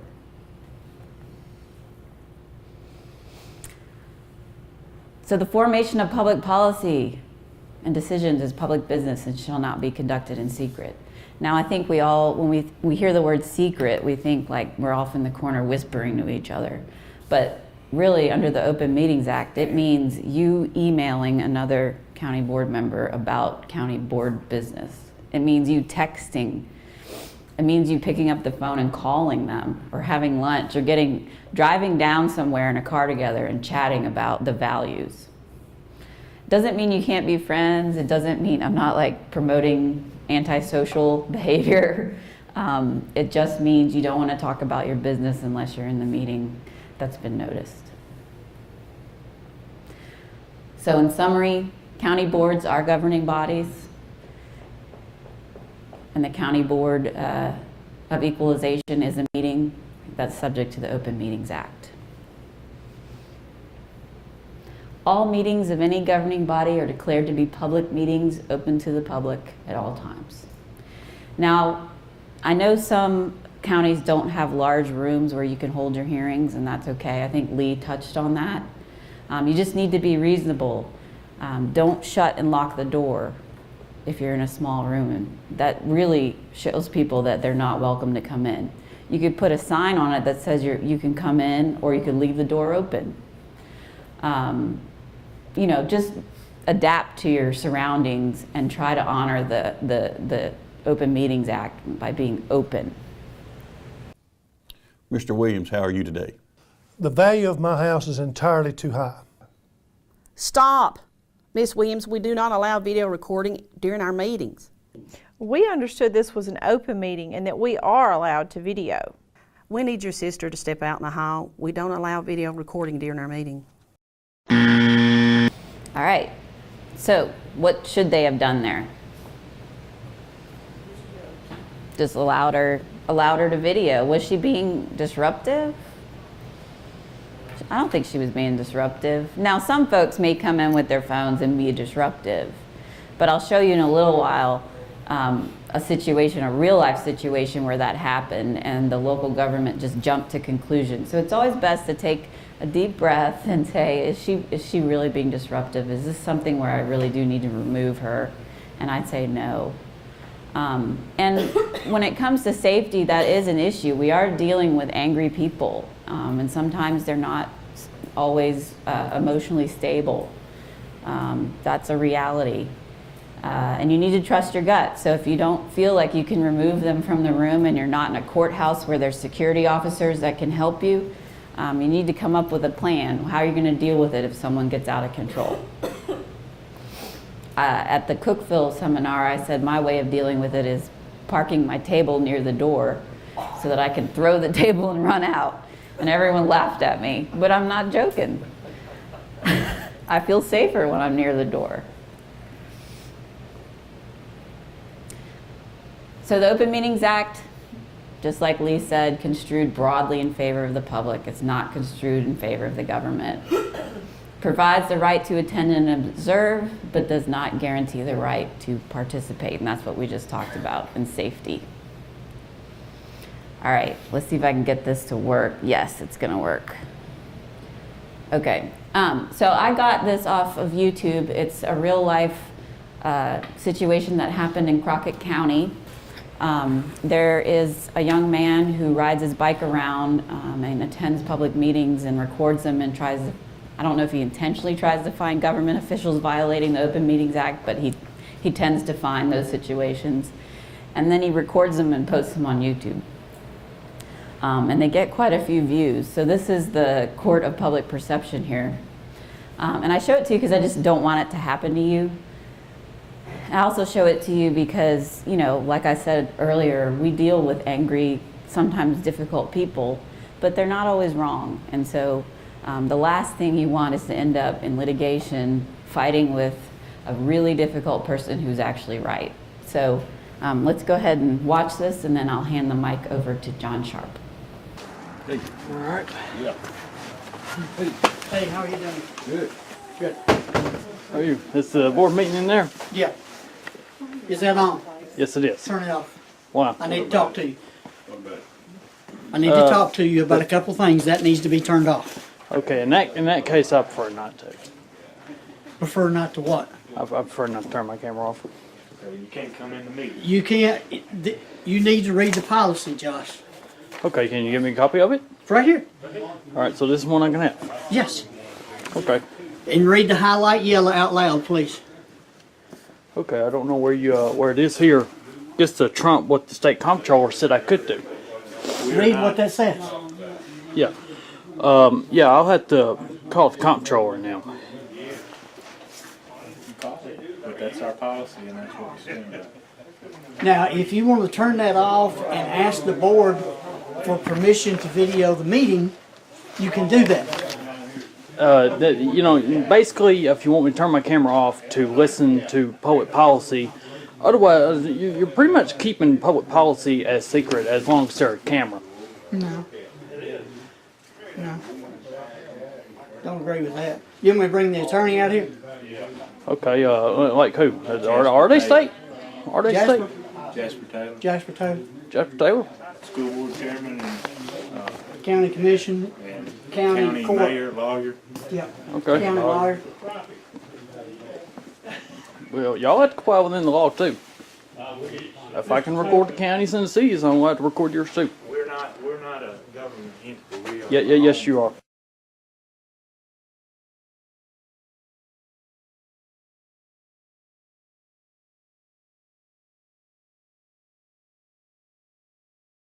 LEA policy. I saw the law. Y'all have to comply within the cities and them.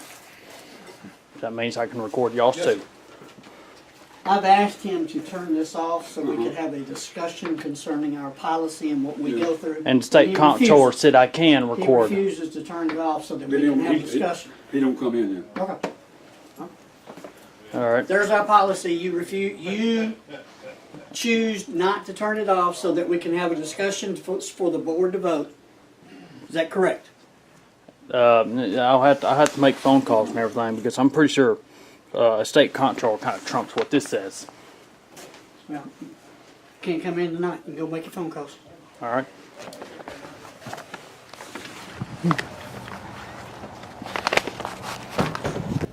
Okay. Good morning.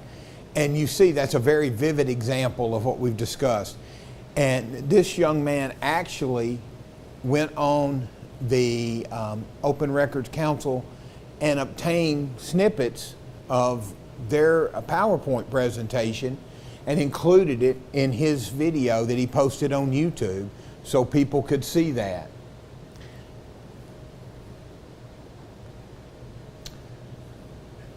We're going to talk now about the regular session of the County Board of Equalization. And when we refer to something in this PowerPoint, we will cite it oftentimes here. And this is Tennessee Code annotated 671404. And it indicates that the County Board of Equalization convenes on June the 1st. If any of you have looked at your calendars this year, June the 1st is on a Saturday. So do we expect you to come in and start on the Saturday? No, that's exactly right. So you would typically follow with the next business day. The second would be a Sunday, then the third would be the first Monday. And that's when you would come together, convene your business, and convene your meeting and start your business. The 671404 also provides the time, how many days you would meet, and that's based on the population of your county. I'm going to refer you to the practice manual that was given out earlier today. On page 7 of this manual,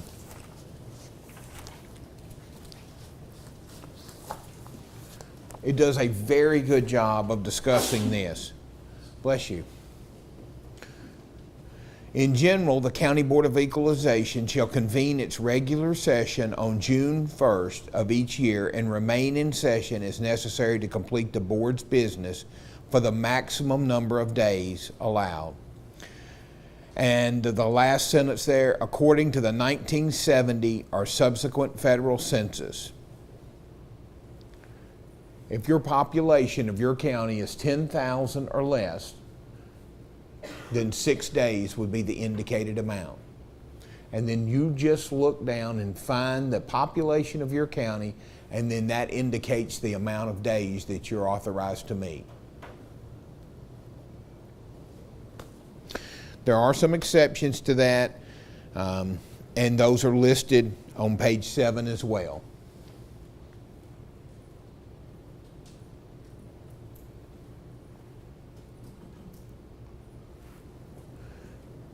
If your county is over 35,000, no more than 30 days as determined by the county legislative body.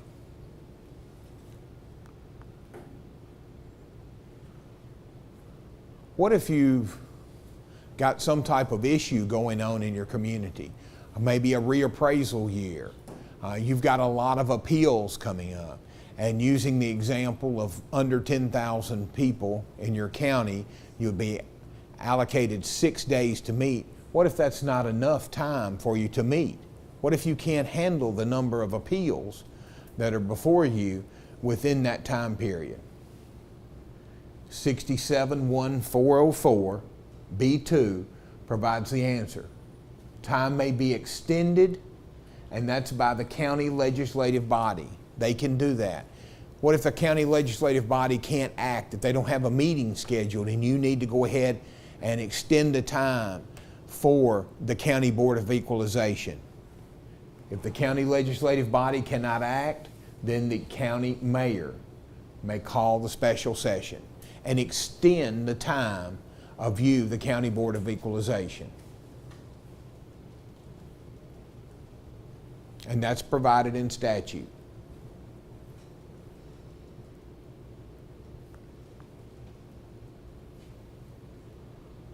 Who can appear before the County Board of Equalization? Who can come to the meetings of the County Board of Equalization and file a complaint? So, any owner of property or taxpayer liable for taxation. So, if I'm an owner of property in your respective county, then I have the right to appeal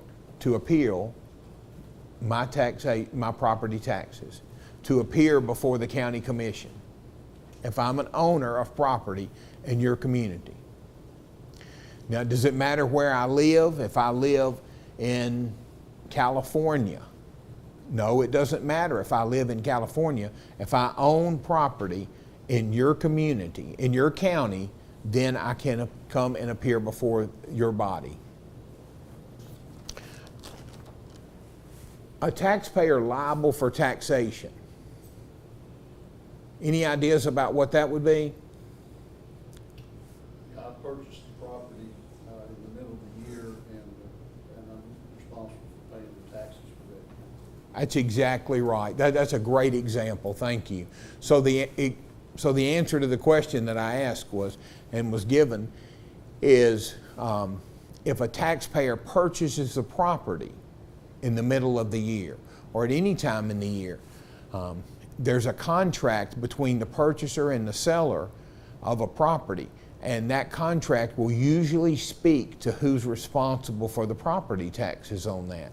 So that's an individual contract there. And that contract can indicate the purchaser will be required to pay all property taxes, as the example that's been given there. So that purchaser has the right to appear before you because of that contract that makes them liable for taxation on the property. Any authorized agent. So an agent, there's two types of agents that come to mind when I hear this term. There's a registered agent that would go, they're in business and they're set up and they're required to be with the state board, registered with the state board. And there's requirements for them to be a registered agent. That registered agent, if they've met those requirements, can come and represent a taxpayer before the County Board of Equalization. Also, an agent could be, if I'm shy and I don't want to come speak before you, I can have my cousin Steve come before you and present my case. There's one caveat there, that has to be with written consent. So I need to fill out a form and have, say, I, John, authorize Steve to represent my appeal before the County Board of Equalization. That has to be in writing for you. The third category of who can appear before you are attorneys. So if someone's an attorney, they can come and represent a taxpayer at your hearing. There was a question that was asked at an earlier presentation, and that was, did the attorney have to be licensed in Tennessee? And the answer to that is yes, the attorney would need to be licensed to practice law in Tennessee. Going back to my earlier example of I own property in your community, in your county. I live in California. I don't want to come, and I send my attorney from California to come. Well, the attorney from California may not be licensed to practice law in Tennessee. He may have a California license to practice law. In that case, he would need that written consent. Does everyone follow me? The fourth category is lessees legally responsible for tax. And they're authorized to come before the County Board of Equalization.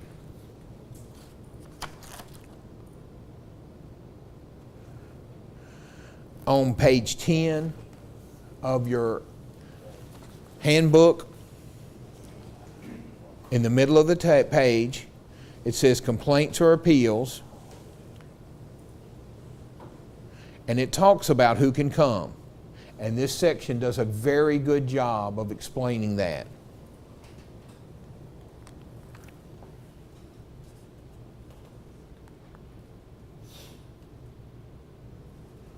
This is an important issue, and it goes along with what we've talked about earlier today. You've heard these words, these terms. What is a conflict of interest, and what is an appearance of impropriety? We've heard those terms several times today. I was thinking to myself, exactly what is meant by these terms? I looked through the law, and there were several definitions.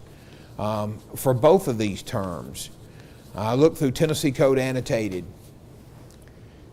and sometimes when I am wondering about a term and what it exactly means, it helps to go to another resource. And I did that in this case. So I looked at the definition of appearance of impropriety, and I want to read that to you right now. It is a phrase referring to a situation to which a layperson, without knowledge of the specific circumstances, might seem to raise ethical questions. And it gives an example. For instance, although a person might regularly and reliably collect money for their employer in their personal wallet and later give it to the employer, by putting it in the personal wallet, it may appear improper and give rise to suspicion.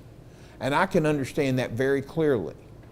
If I stopped at the convenience store this morning on my way here and got a snack and they said $2, and I handed that $2 to the cashier and they pulled out their personal wallet and put it in there, I would leave there with the feeling that something was not right there. That was not the way to conduct business. I would have that feeling.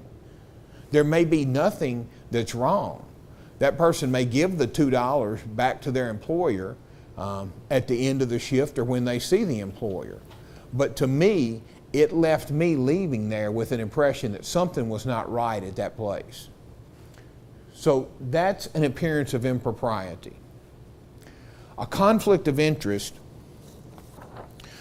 I also looked that up, and this is a definition of that. A conflict of interest is a set of circumstances that creates a risk that professional judgment or actions regarding a primary interest. So our primary interest as members of the County Board of Equalization should be the county's business. That's our primary interest. So our actions regarding a primary interest will be unduly influenced by a secondary interest. So what would be our secondary interest? It could be our business, our personal business, a sideline business that we have, and it could influence our primary interest, which is the business of the county on the County Board of Equalization. Does everyone understand what I'm talking about there?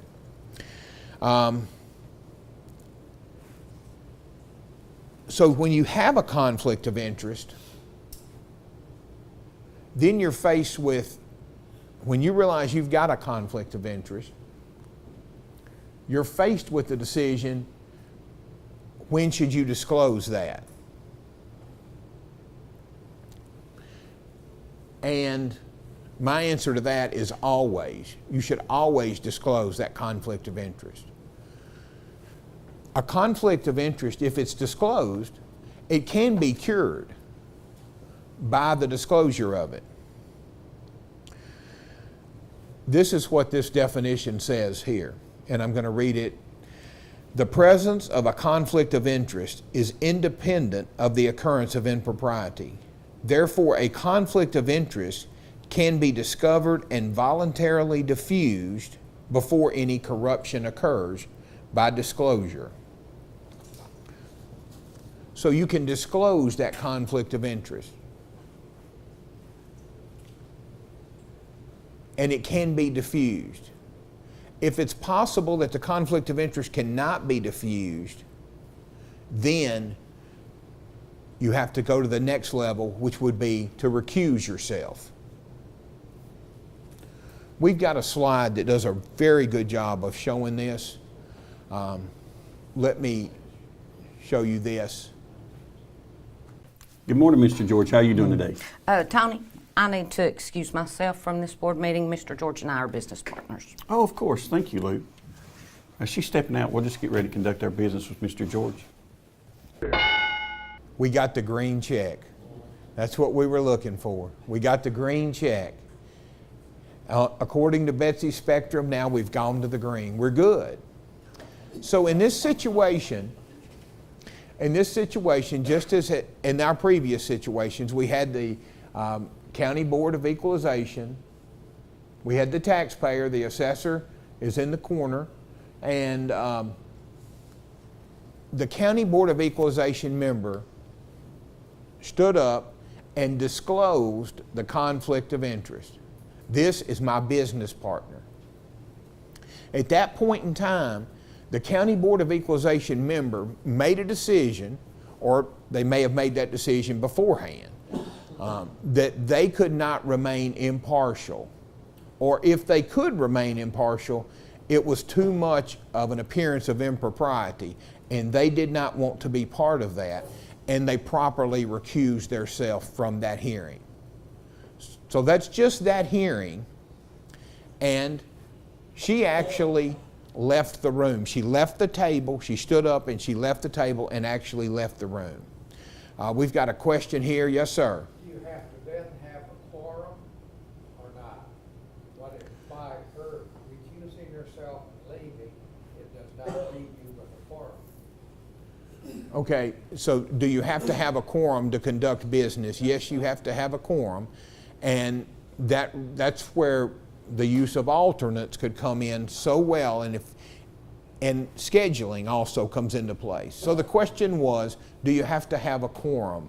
And yes, the answer is you have to have a quorum to conduct business.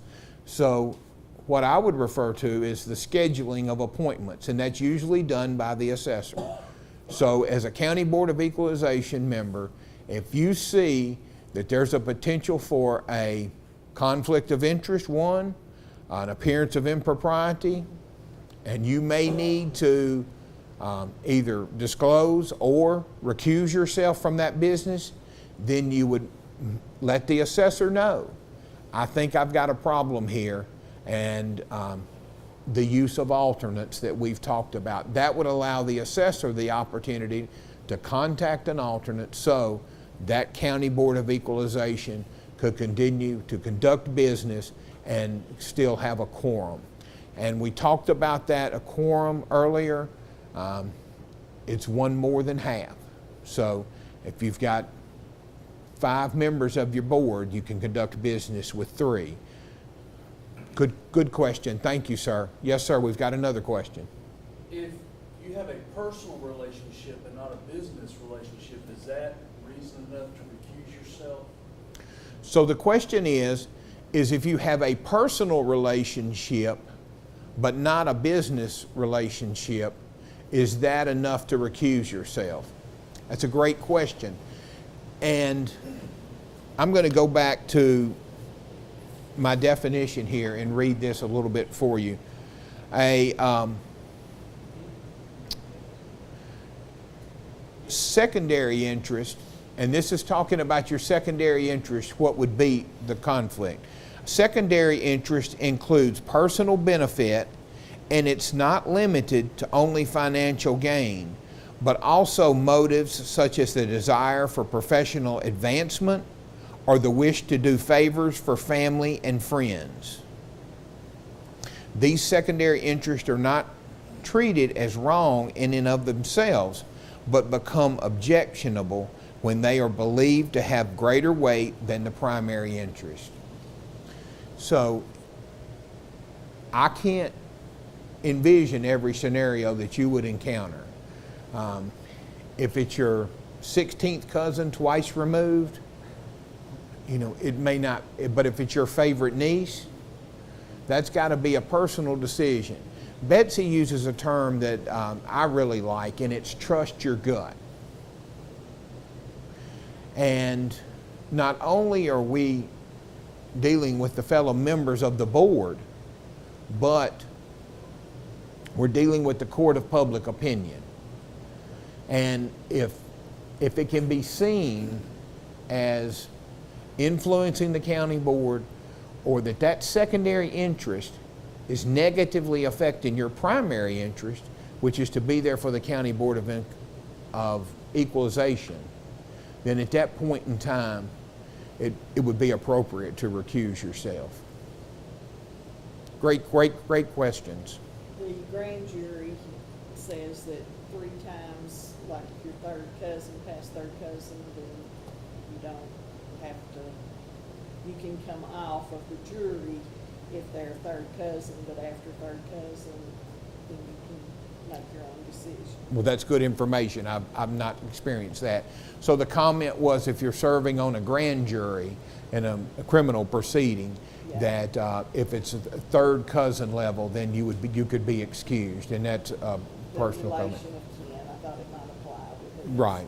So that's a standard in another area, but that's one that we're all familiar with. So thank you for that. That's an important point. I'm going to toggle back to this slide. So to take away from this, to know the difference of a conflict of interest and an appearance of impropriety, and then to know how you cure them. It's always appropriate to disclose, and then if disclosure doesn't work, then recusal will work in those situations. All right, I'm going to go forward with this. Who has the burden of proof? I'm going to refer you back to your manual. I really like the way the manual works with this, and this is on page 12. The burden of proof, and what we're talking about here is who has to prove their case. Who has the burden of proving the case? This is generally on the property owner or the taxpayer, the one appealing. In most cases, they're going to be the one appealing the value of the assessment. And in order for that burden to be shifted, to be moved to the assessor, there must be sufficient evidence. On page 12 of your manual, there is a example of some scales of justice there. And it says, since the general presumption is the position of the county assessor is correct, the burden of proof is on the party appealing, filing the complaint or appeal. And then it shows the initial one. Those scales are tilted in the favor of the assessor at the beginning of the hearing. When people are sworn in, when the hearing starts, they're tilted in that favor. That's because of that presumption of correctness that attaches to the assessor's valuation at the start of the hearing.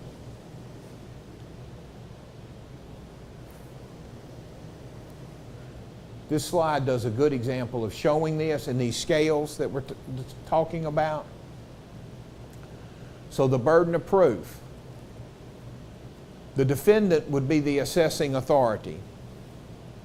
The plaintiff is the taxpayer. In this example, the taxpayer doesn't have enough evidence to support the case, so the assessing authority would win the case. In this bottom example, the plaintiff, once again, is the taxpayer. The defendant is the assessing authority. The taxpayer's evidence outweighs the taxing authority's evidence. In that case, those scales tilt. So the taxpayer would win that case. In this final example, the plaintiff is the taxpayer, the defendant is the assessing authority. The assessing authority's evidence outweighs the taxpayer's evidence. So those scales tilt towards the assessing authority and they win the case. So it's your job as a member of the County Board of Equalization to weigh that evidence, that comes before you, and to give it a weight, and then that's the burden of proof. Who would have the strongest evidence, and that would be the person that would win.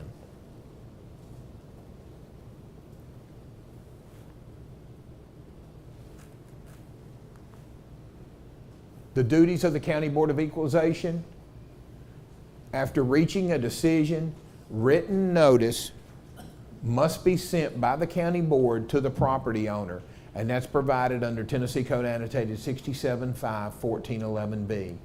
On page 36 of your manual, there's a example of that and what that notice would look like. It provides the appeal rights, so it notifies the taxpayer of their appeal rights, what their rights are, who they would contact, the current address of the State Board of Equalization. It also provides a website there so they can go online and do that. And then it's signed by the chairman of the County Board of Equalization and has a description of that property. I think this is an important takeaway, very important. The county board members should strive for the appearance as well as the reality of fairness. Not only do we want to appear fair to the taxpayers, we want to give them a fair hearing. The standard for me is what I would expect if I was going before the county board. I would want to be treated in a fair manner. And that's what you should strive for as a member of the County Board of Equalization.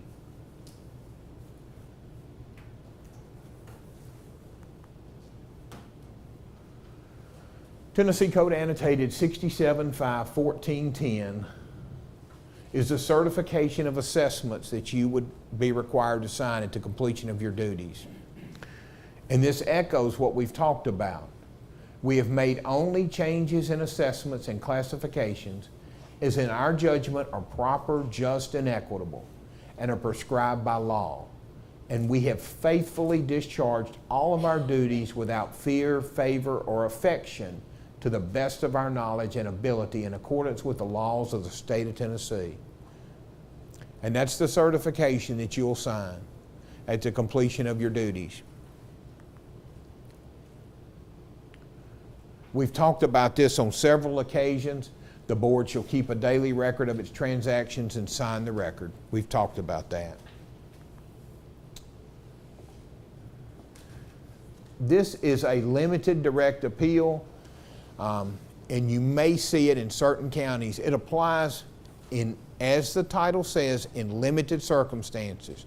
Now those circumstances, it's limited by only industrial and commercial real intangible personal property.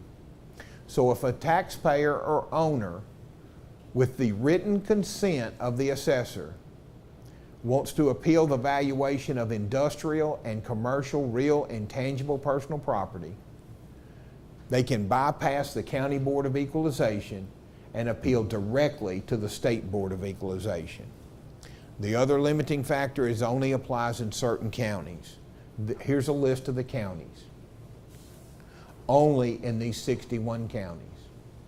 So if your county is on this list, and if a taxpayer that is a industrial commercial taxpayer requests from the assessor to bypass the County Board of Equalization, and that your local assessor agrees with that and does so in writing, then that taxpayer can bypass the County Board of Equalization and go directly to the State Board of Equalization.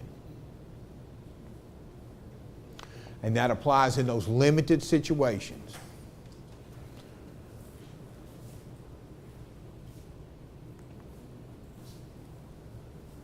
Any questions?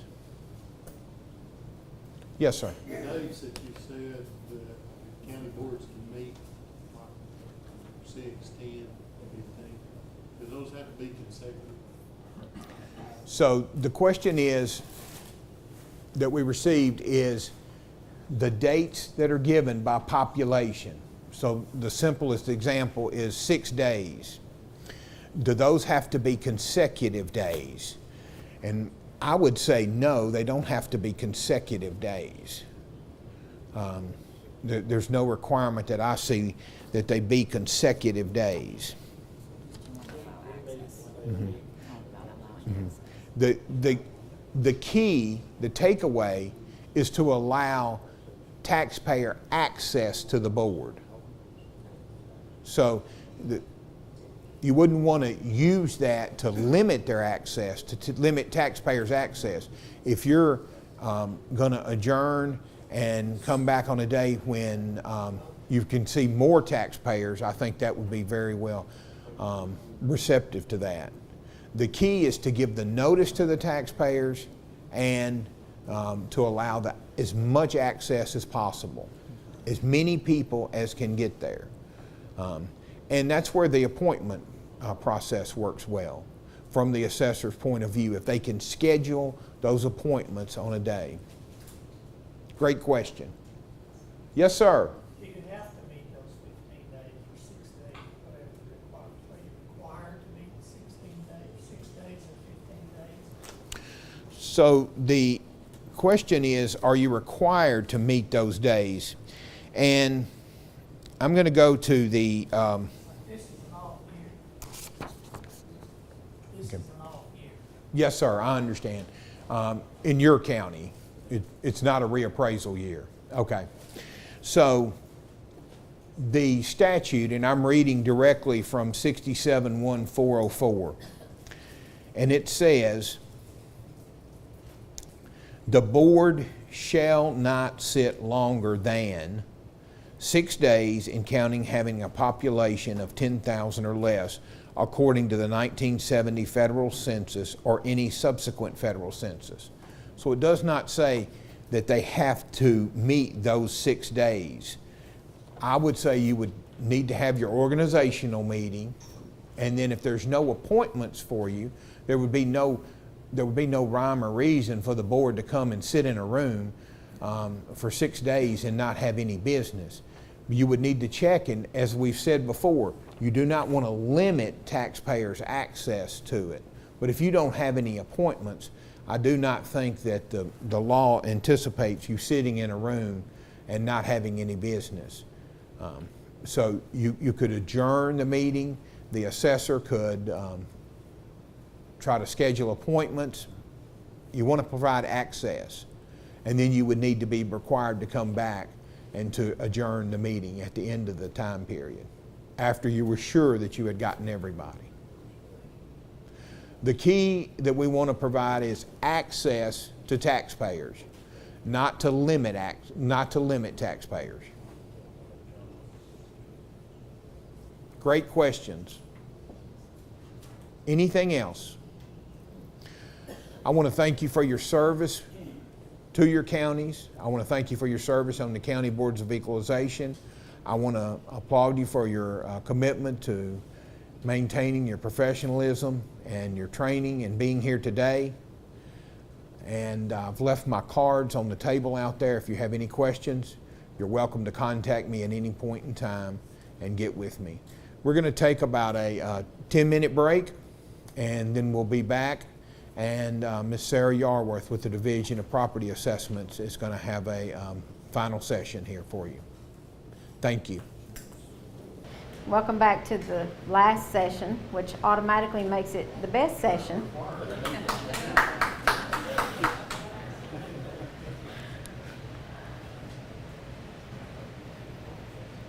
I'm going to start out talking about the assessment timeline. This timeline is important to you because it may affect your decision making when it comes to time bars on appeals. January 1st is our assessment date. It's the point of reference for all of your assessments. That's when the assessment status is determined for property ownership, value, and use, with a couple of exceptions, which are exemptions, damaged or destroyed, or new buildings, which may be prorated. It's also the lien date for property taxes. February 1st is not on the timeline, but it's when the assessor sends out the tangible personal property schedule. March 1st is the deadline to return those tangible personal property schedules for business owners. It's also the deadline for Greenbelt applications.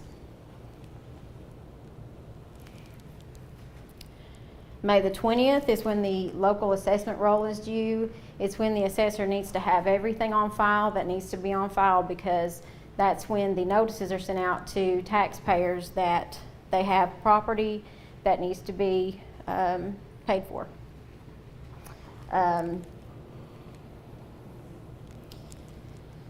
It's also the deadline for property tax exemption applications to the State Board of Equalization. June 1st is when the County Board of Equalization convenes its annual session. And John already mentioned that if June 1st falls on a Saturday, then the board will convene on the next business day. The first Monday in July is the date when the County Commission sets the annual tax rate. August 1st, or within 45 days of the date of the county board notice, whichever is later, is the deadline to file appeals to the State Board of Equalization from decisions of the County Board of Equalization, unless notice was given later than 10 days before the adjournment of the county board, or not given at all. On or before the first Monday in October, the assessor transmits the tax roll to the county trustees and city collectors. It's the date that taxes are due. Second notices are sent, and at that time, any right to appeal is extinguished.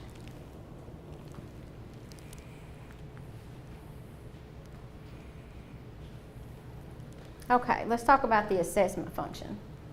What does the assessor actually do? The assessor of property appraises and classifies the property and then applies the statutory percentages to appraisals to determine assessments. So they're looking at conditions of property, they're looking at market values, and they're looking at any special features of the property.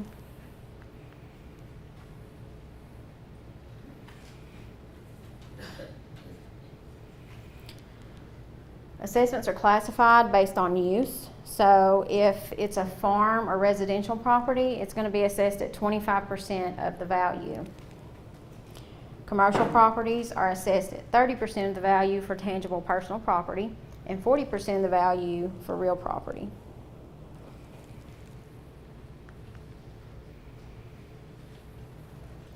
As stated in the Tennessee Constitution, each county elects for a 4-year term a property assessor. His or her role is to accurately identify, list, appraise, and classify all taxable properties in preparation of the annual assessment roll. This includes both real and personal property. An assessor is definitely a resource for property owners and for you.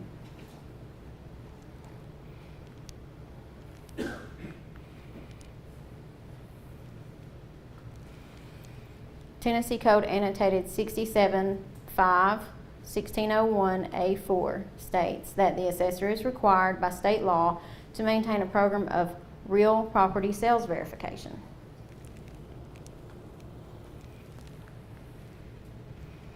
The Comptroller's Office provides a manual to aid in this process. The property assessor's procedure for sales data collection and verification. This manual was recently revised and is available as a resource on the Comptroller's website.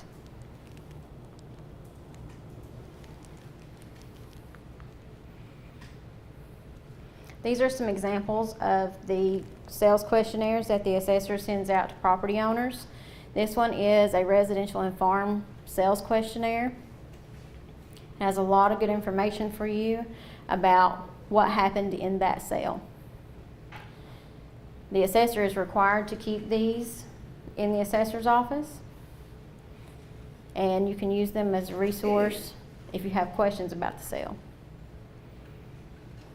This is a commercial and industrial sales questionnaire, and it has some of the same questions, but it also has questions related to commercial properties. And if you will look in your practice manual on pages 39 through 45, you will see an appeals checklist, and it has some of the same questions as these forms. It's a good guide for you. Guys, the value on my apartment complex is way off.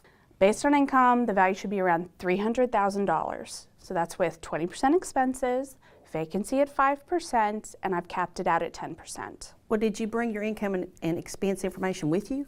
No, I just told you what it is. Well, Miss Abbott, without documentation, we won't be able to change your value based on income. You should have brought that with you to the meeting. Miss Abbott, without that information, we have no choice but leave your assessment exactly where it is.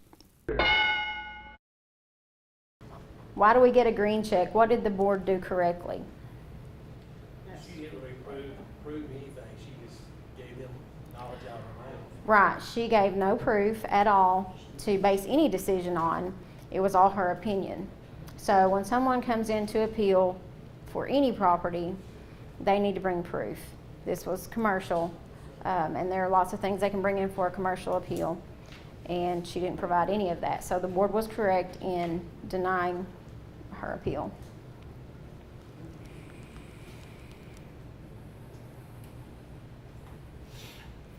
Okay, since we're talking about commercial property right now, let's talk a little about tangible personal property. Tangible personal property is everything that a business uses on a daily basis to conduct its business. So that could be anything from a computer, a cell phone, tables and chairs, to a bulldozer. It's also self-reporting. So the assessor is really dependent on the business owner to tell them everything that they have to do business. The schedule should be returned by March 1st. They don't always get returned by that date, but that's where you come in, because between March 1st and the adjourning of the board, the assessor will provide you with a list of late filed schedules, and then you can approve those schedules to be submitted.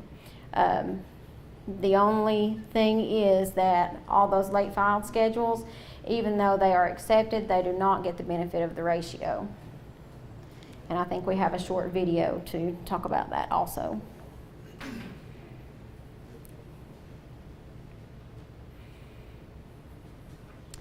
Okay, the assessor may force a business, and if they do that, they can apply a value to that account based on a similar business. The property owner can appeal that value to the board, and the board can change that value if the person meets their burden of proof. So if they come in and they have a completed schedule and it has good information on it, they have an asset list and it has a good list of what they use to do their business, and they may even have an appraisal, which is not required, but it's great proof, then you can change that value. Hey Tony, these are my late personal property schedules. Do you guys mind to sign up on these as accepted? No, not at all. Does everyone agree we'll just sign them off as accepted? Yes. All right, everyone. Ms. Parker is our last appeal of the day. Ms. Parker, will you please come take a seat? Hi, what can we do for you today? Well, I got my personal property change notice and it's just way too high. And I realized that I didn't turn my schedule in by March 1st and it was forced. But I do have it with me today completed with an asset listing, and I was going to see if you could accept it. Yes, ma'am. We will submit this as accepted by the board to the assessor. Ms. Parker, thank you for coming in and bringing your schedule. Your value will be that of your report, but since you missed the March 1st deadline, if there is an equalization ratio, it will not apply to you. Okay. Green check. Now, what did the board do correctly in this video? They made sure the lady had proof. She brought in a schedule which had her asset lists on there. Everything was good. So they went ahead and approved her appeal. They also accepted the assessor's list of the board forced accounts. If you'll look in your practice manual on page 33, you will see an example of a personal property schedule. I understand that a lot of people may not be familiar with personal property, and so it'd be a good idea to familiarize yourself with this before the board meets.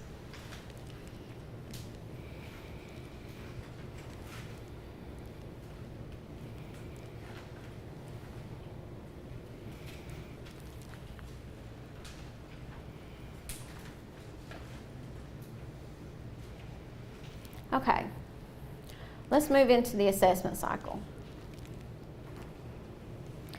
Reappraisal programs may be 4, 5, or 6 years, and during that time, property values are developed. The values remain constant during that time. They don't make any changes based on opinion, only if a fact changes about the property. So if a house burns or if a garage is built or something like that, then a value can change. But other than that, the values are not going to change during that time.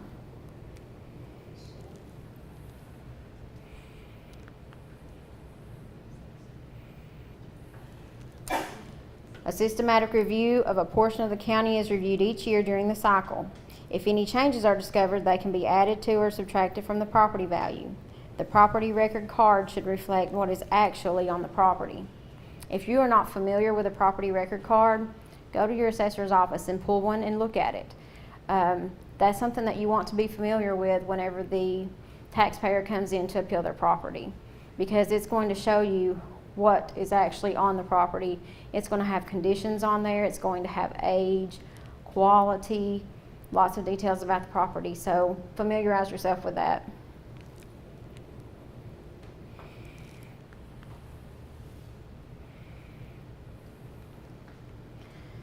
Let's talk a little about the appraisal process. An appraisal is an estimate of the most probable selling price of a property. The value is primarily obtained through sales comparison. A property owner may come to the board and expect an individual appraisal, but the reappraisal process uses mass appraisal, which values a group of property using market data, standardized methods, and statistical modeling. Mass appraisal is just one step in the assessment roll development, which must be complete by May 20th, which is when the value notices are sent out to taxpayers.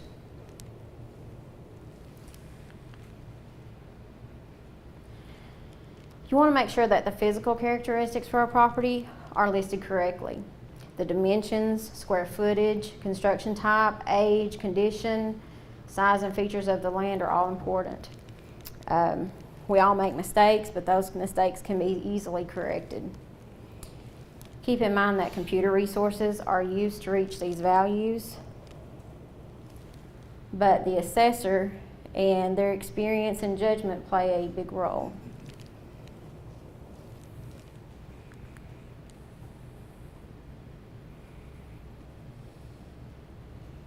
Steps in an appeal.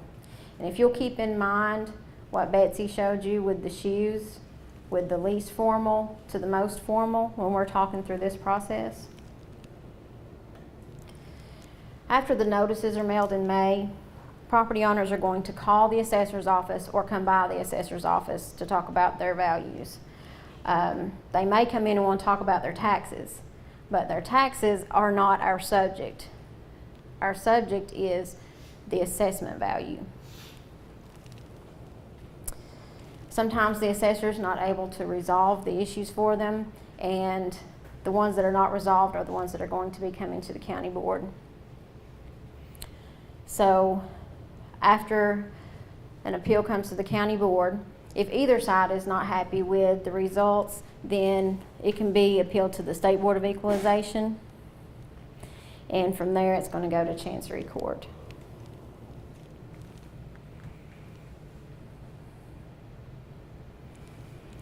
Who sets the property tax rate? The County Commission, not the County Board of Equalization. So like I said earlier, you may have taxpayers that come in and their major complaint is their taxes, but that is not our subject. Our subject is valuation of the property, and we want to make sure that everything is fair and equitable. So we want to look at their card, make sure that it is correct and everything is as it should be. And then we want to look at the value of their property. The county board doesn't set the tax rate. The tax rate is usually set by the county commission after the Board of Equalization has met. So if someone comes in and they want to know exactly what their tax rate is going to be, you do not have that answer.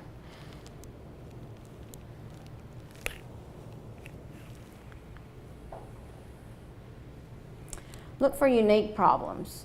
You may have above average physical depreciation. So in this example, you see a very low maintained house. Hopefully the assessor is going to catch those, but if not, that's something that you need to pay attention to. Look for functional problems with the structure. Can anybody tell me what's wrong with the second picture?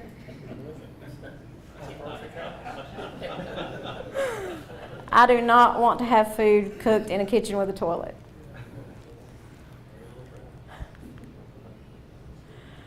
We're also going to look for economic obsolescence from an external source. So the structure may be fine, but there may be things around the structure that cause problems and are going to require a reduction in value.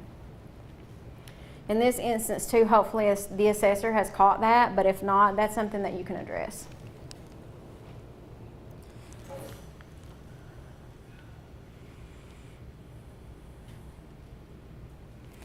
We're also going to be looking for listing errors or clerical mistakes. The wrong square footage may be there. Any of those issues you can correct. Inconsistencies in pricing. If you have two identical properties and you have one valued at $100,000 and another valued at $200,000, there may be a problem, and that's something that you can address. Seek the assessor's recommendation. The assessor is there as a tool for you, and don't be afraid to ask them questions. This isn't an adversarial process. They're there for you. And they're usually familiar with these properties.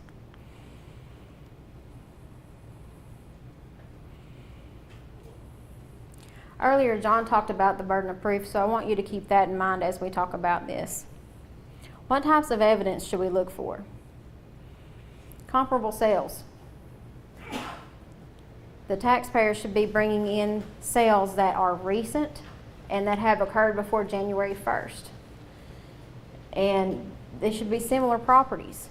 If they come in and they have a 900 square foot plain house and they're trying to compare that to their property, which is a 2,000 square foot top of the line smart house, that may not be a comparison. And you're just going to use your judgment here. Recent photos, insurance replacement value, and any appraisal of the property. It should be a recent appraisal, and there may be a difference in the purpose of the appraisal. It may have been done for mortgage purposes, or it could have been done for a will or an estate, but in that appraisal you're going to look for recent comparable sales.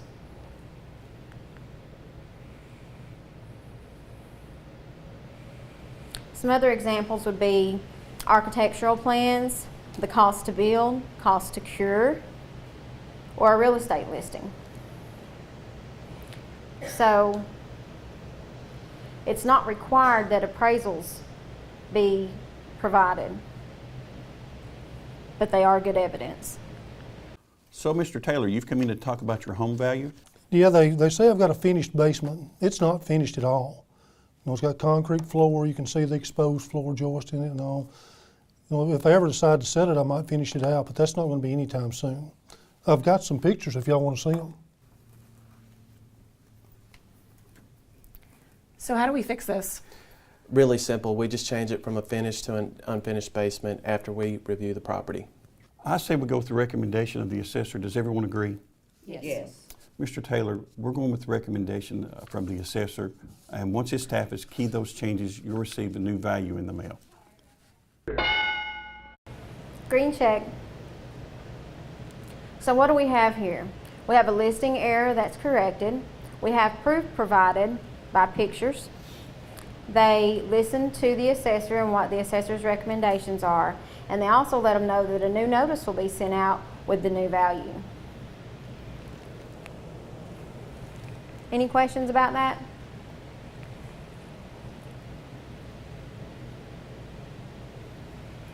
Okay, in summary, the County Board of Equalization exists to give every property owner a chance to be heard by a peer group of non-biased property owners.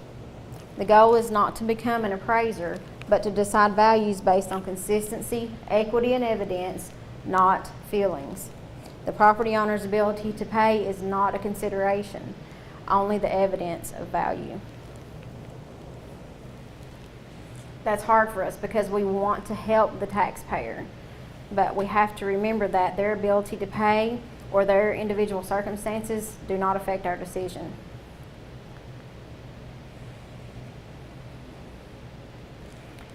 The Division of Property Assessment's purpose is to serve the people of Tennessee by ensuring fair and equitable property tax administration, and we all take this very seriously.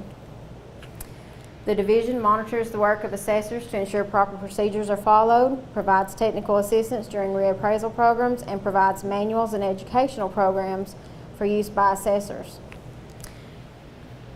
The Comptroller's Office also provides various resources that are online, including handbooks, reports, and if you'll look here, you'll see reports, handbooks, and references. That's where you'll find the Sales Verification Manual that I showed you earlier and the Greenbelt Handbook. There are several other handbooks there that are available for you. Real estate assessment data is online, and you can go on there and look at maps of property, and you can look up owners and lots of good information.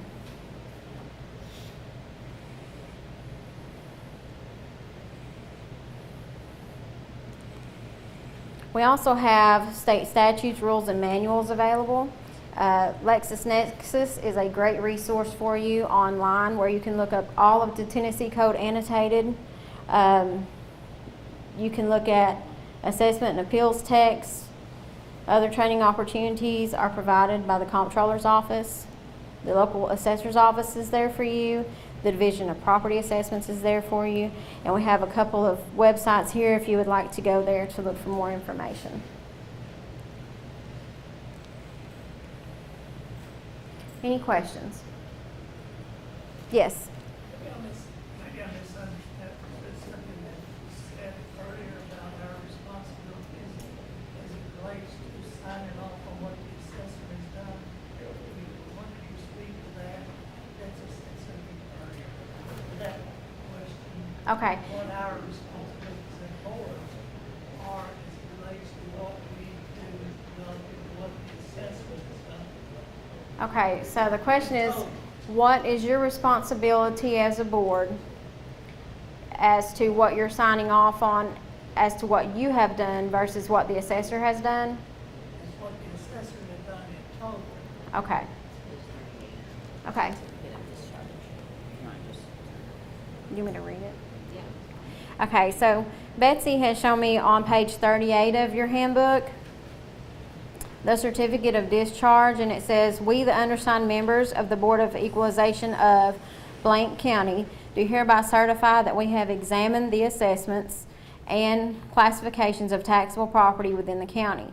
We have heard and considered all appeals of such taxpayers as have duly made complaint to the County Board of Equalization. We have made only such changes in assessments and classifications as in our judgment are proper, just, and equitable, and are prescribed by law. And we have faithfully discharged all our duties without fear, favor, or affection to the best of our knowledge and ability in accordance with the laws of the state of Tennessee." And then that's where you sign off. And basically, you're responsible for what you hear. So anything that is appealed to the board, that's what you are responsible for. Does that help? No. No. He's asking, are they responsible for the total appraisal? No. Including what the assessor All of the has work done. of the assessor? No, Right, the no. assessor takes their own oath. Yeah, the assessor takes their own oath and they're responsible for their work. You're only going to be responsible for what you hear. Any other questions?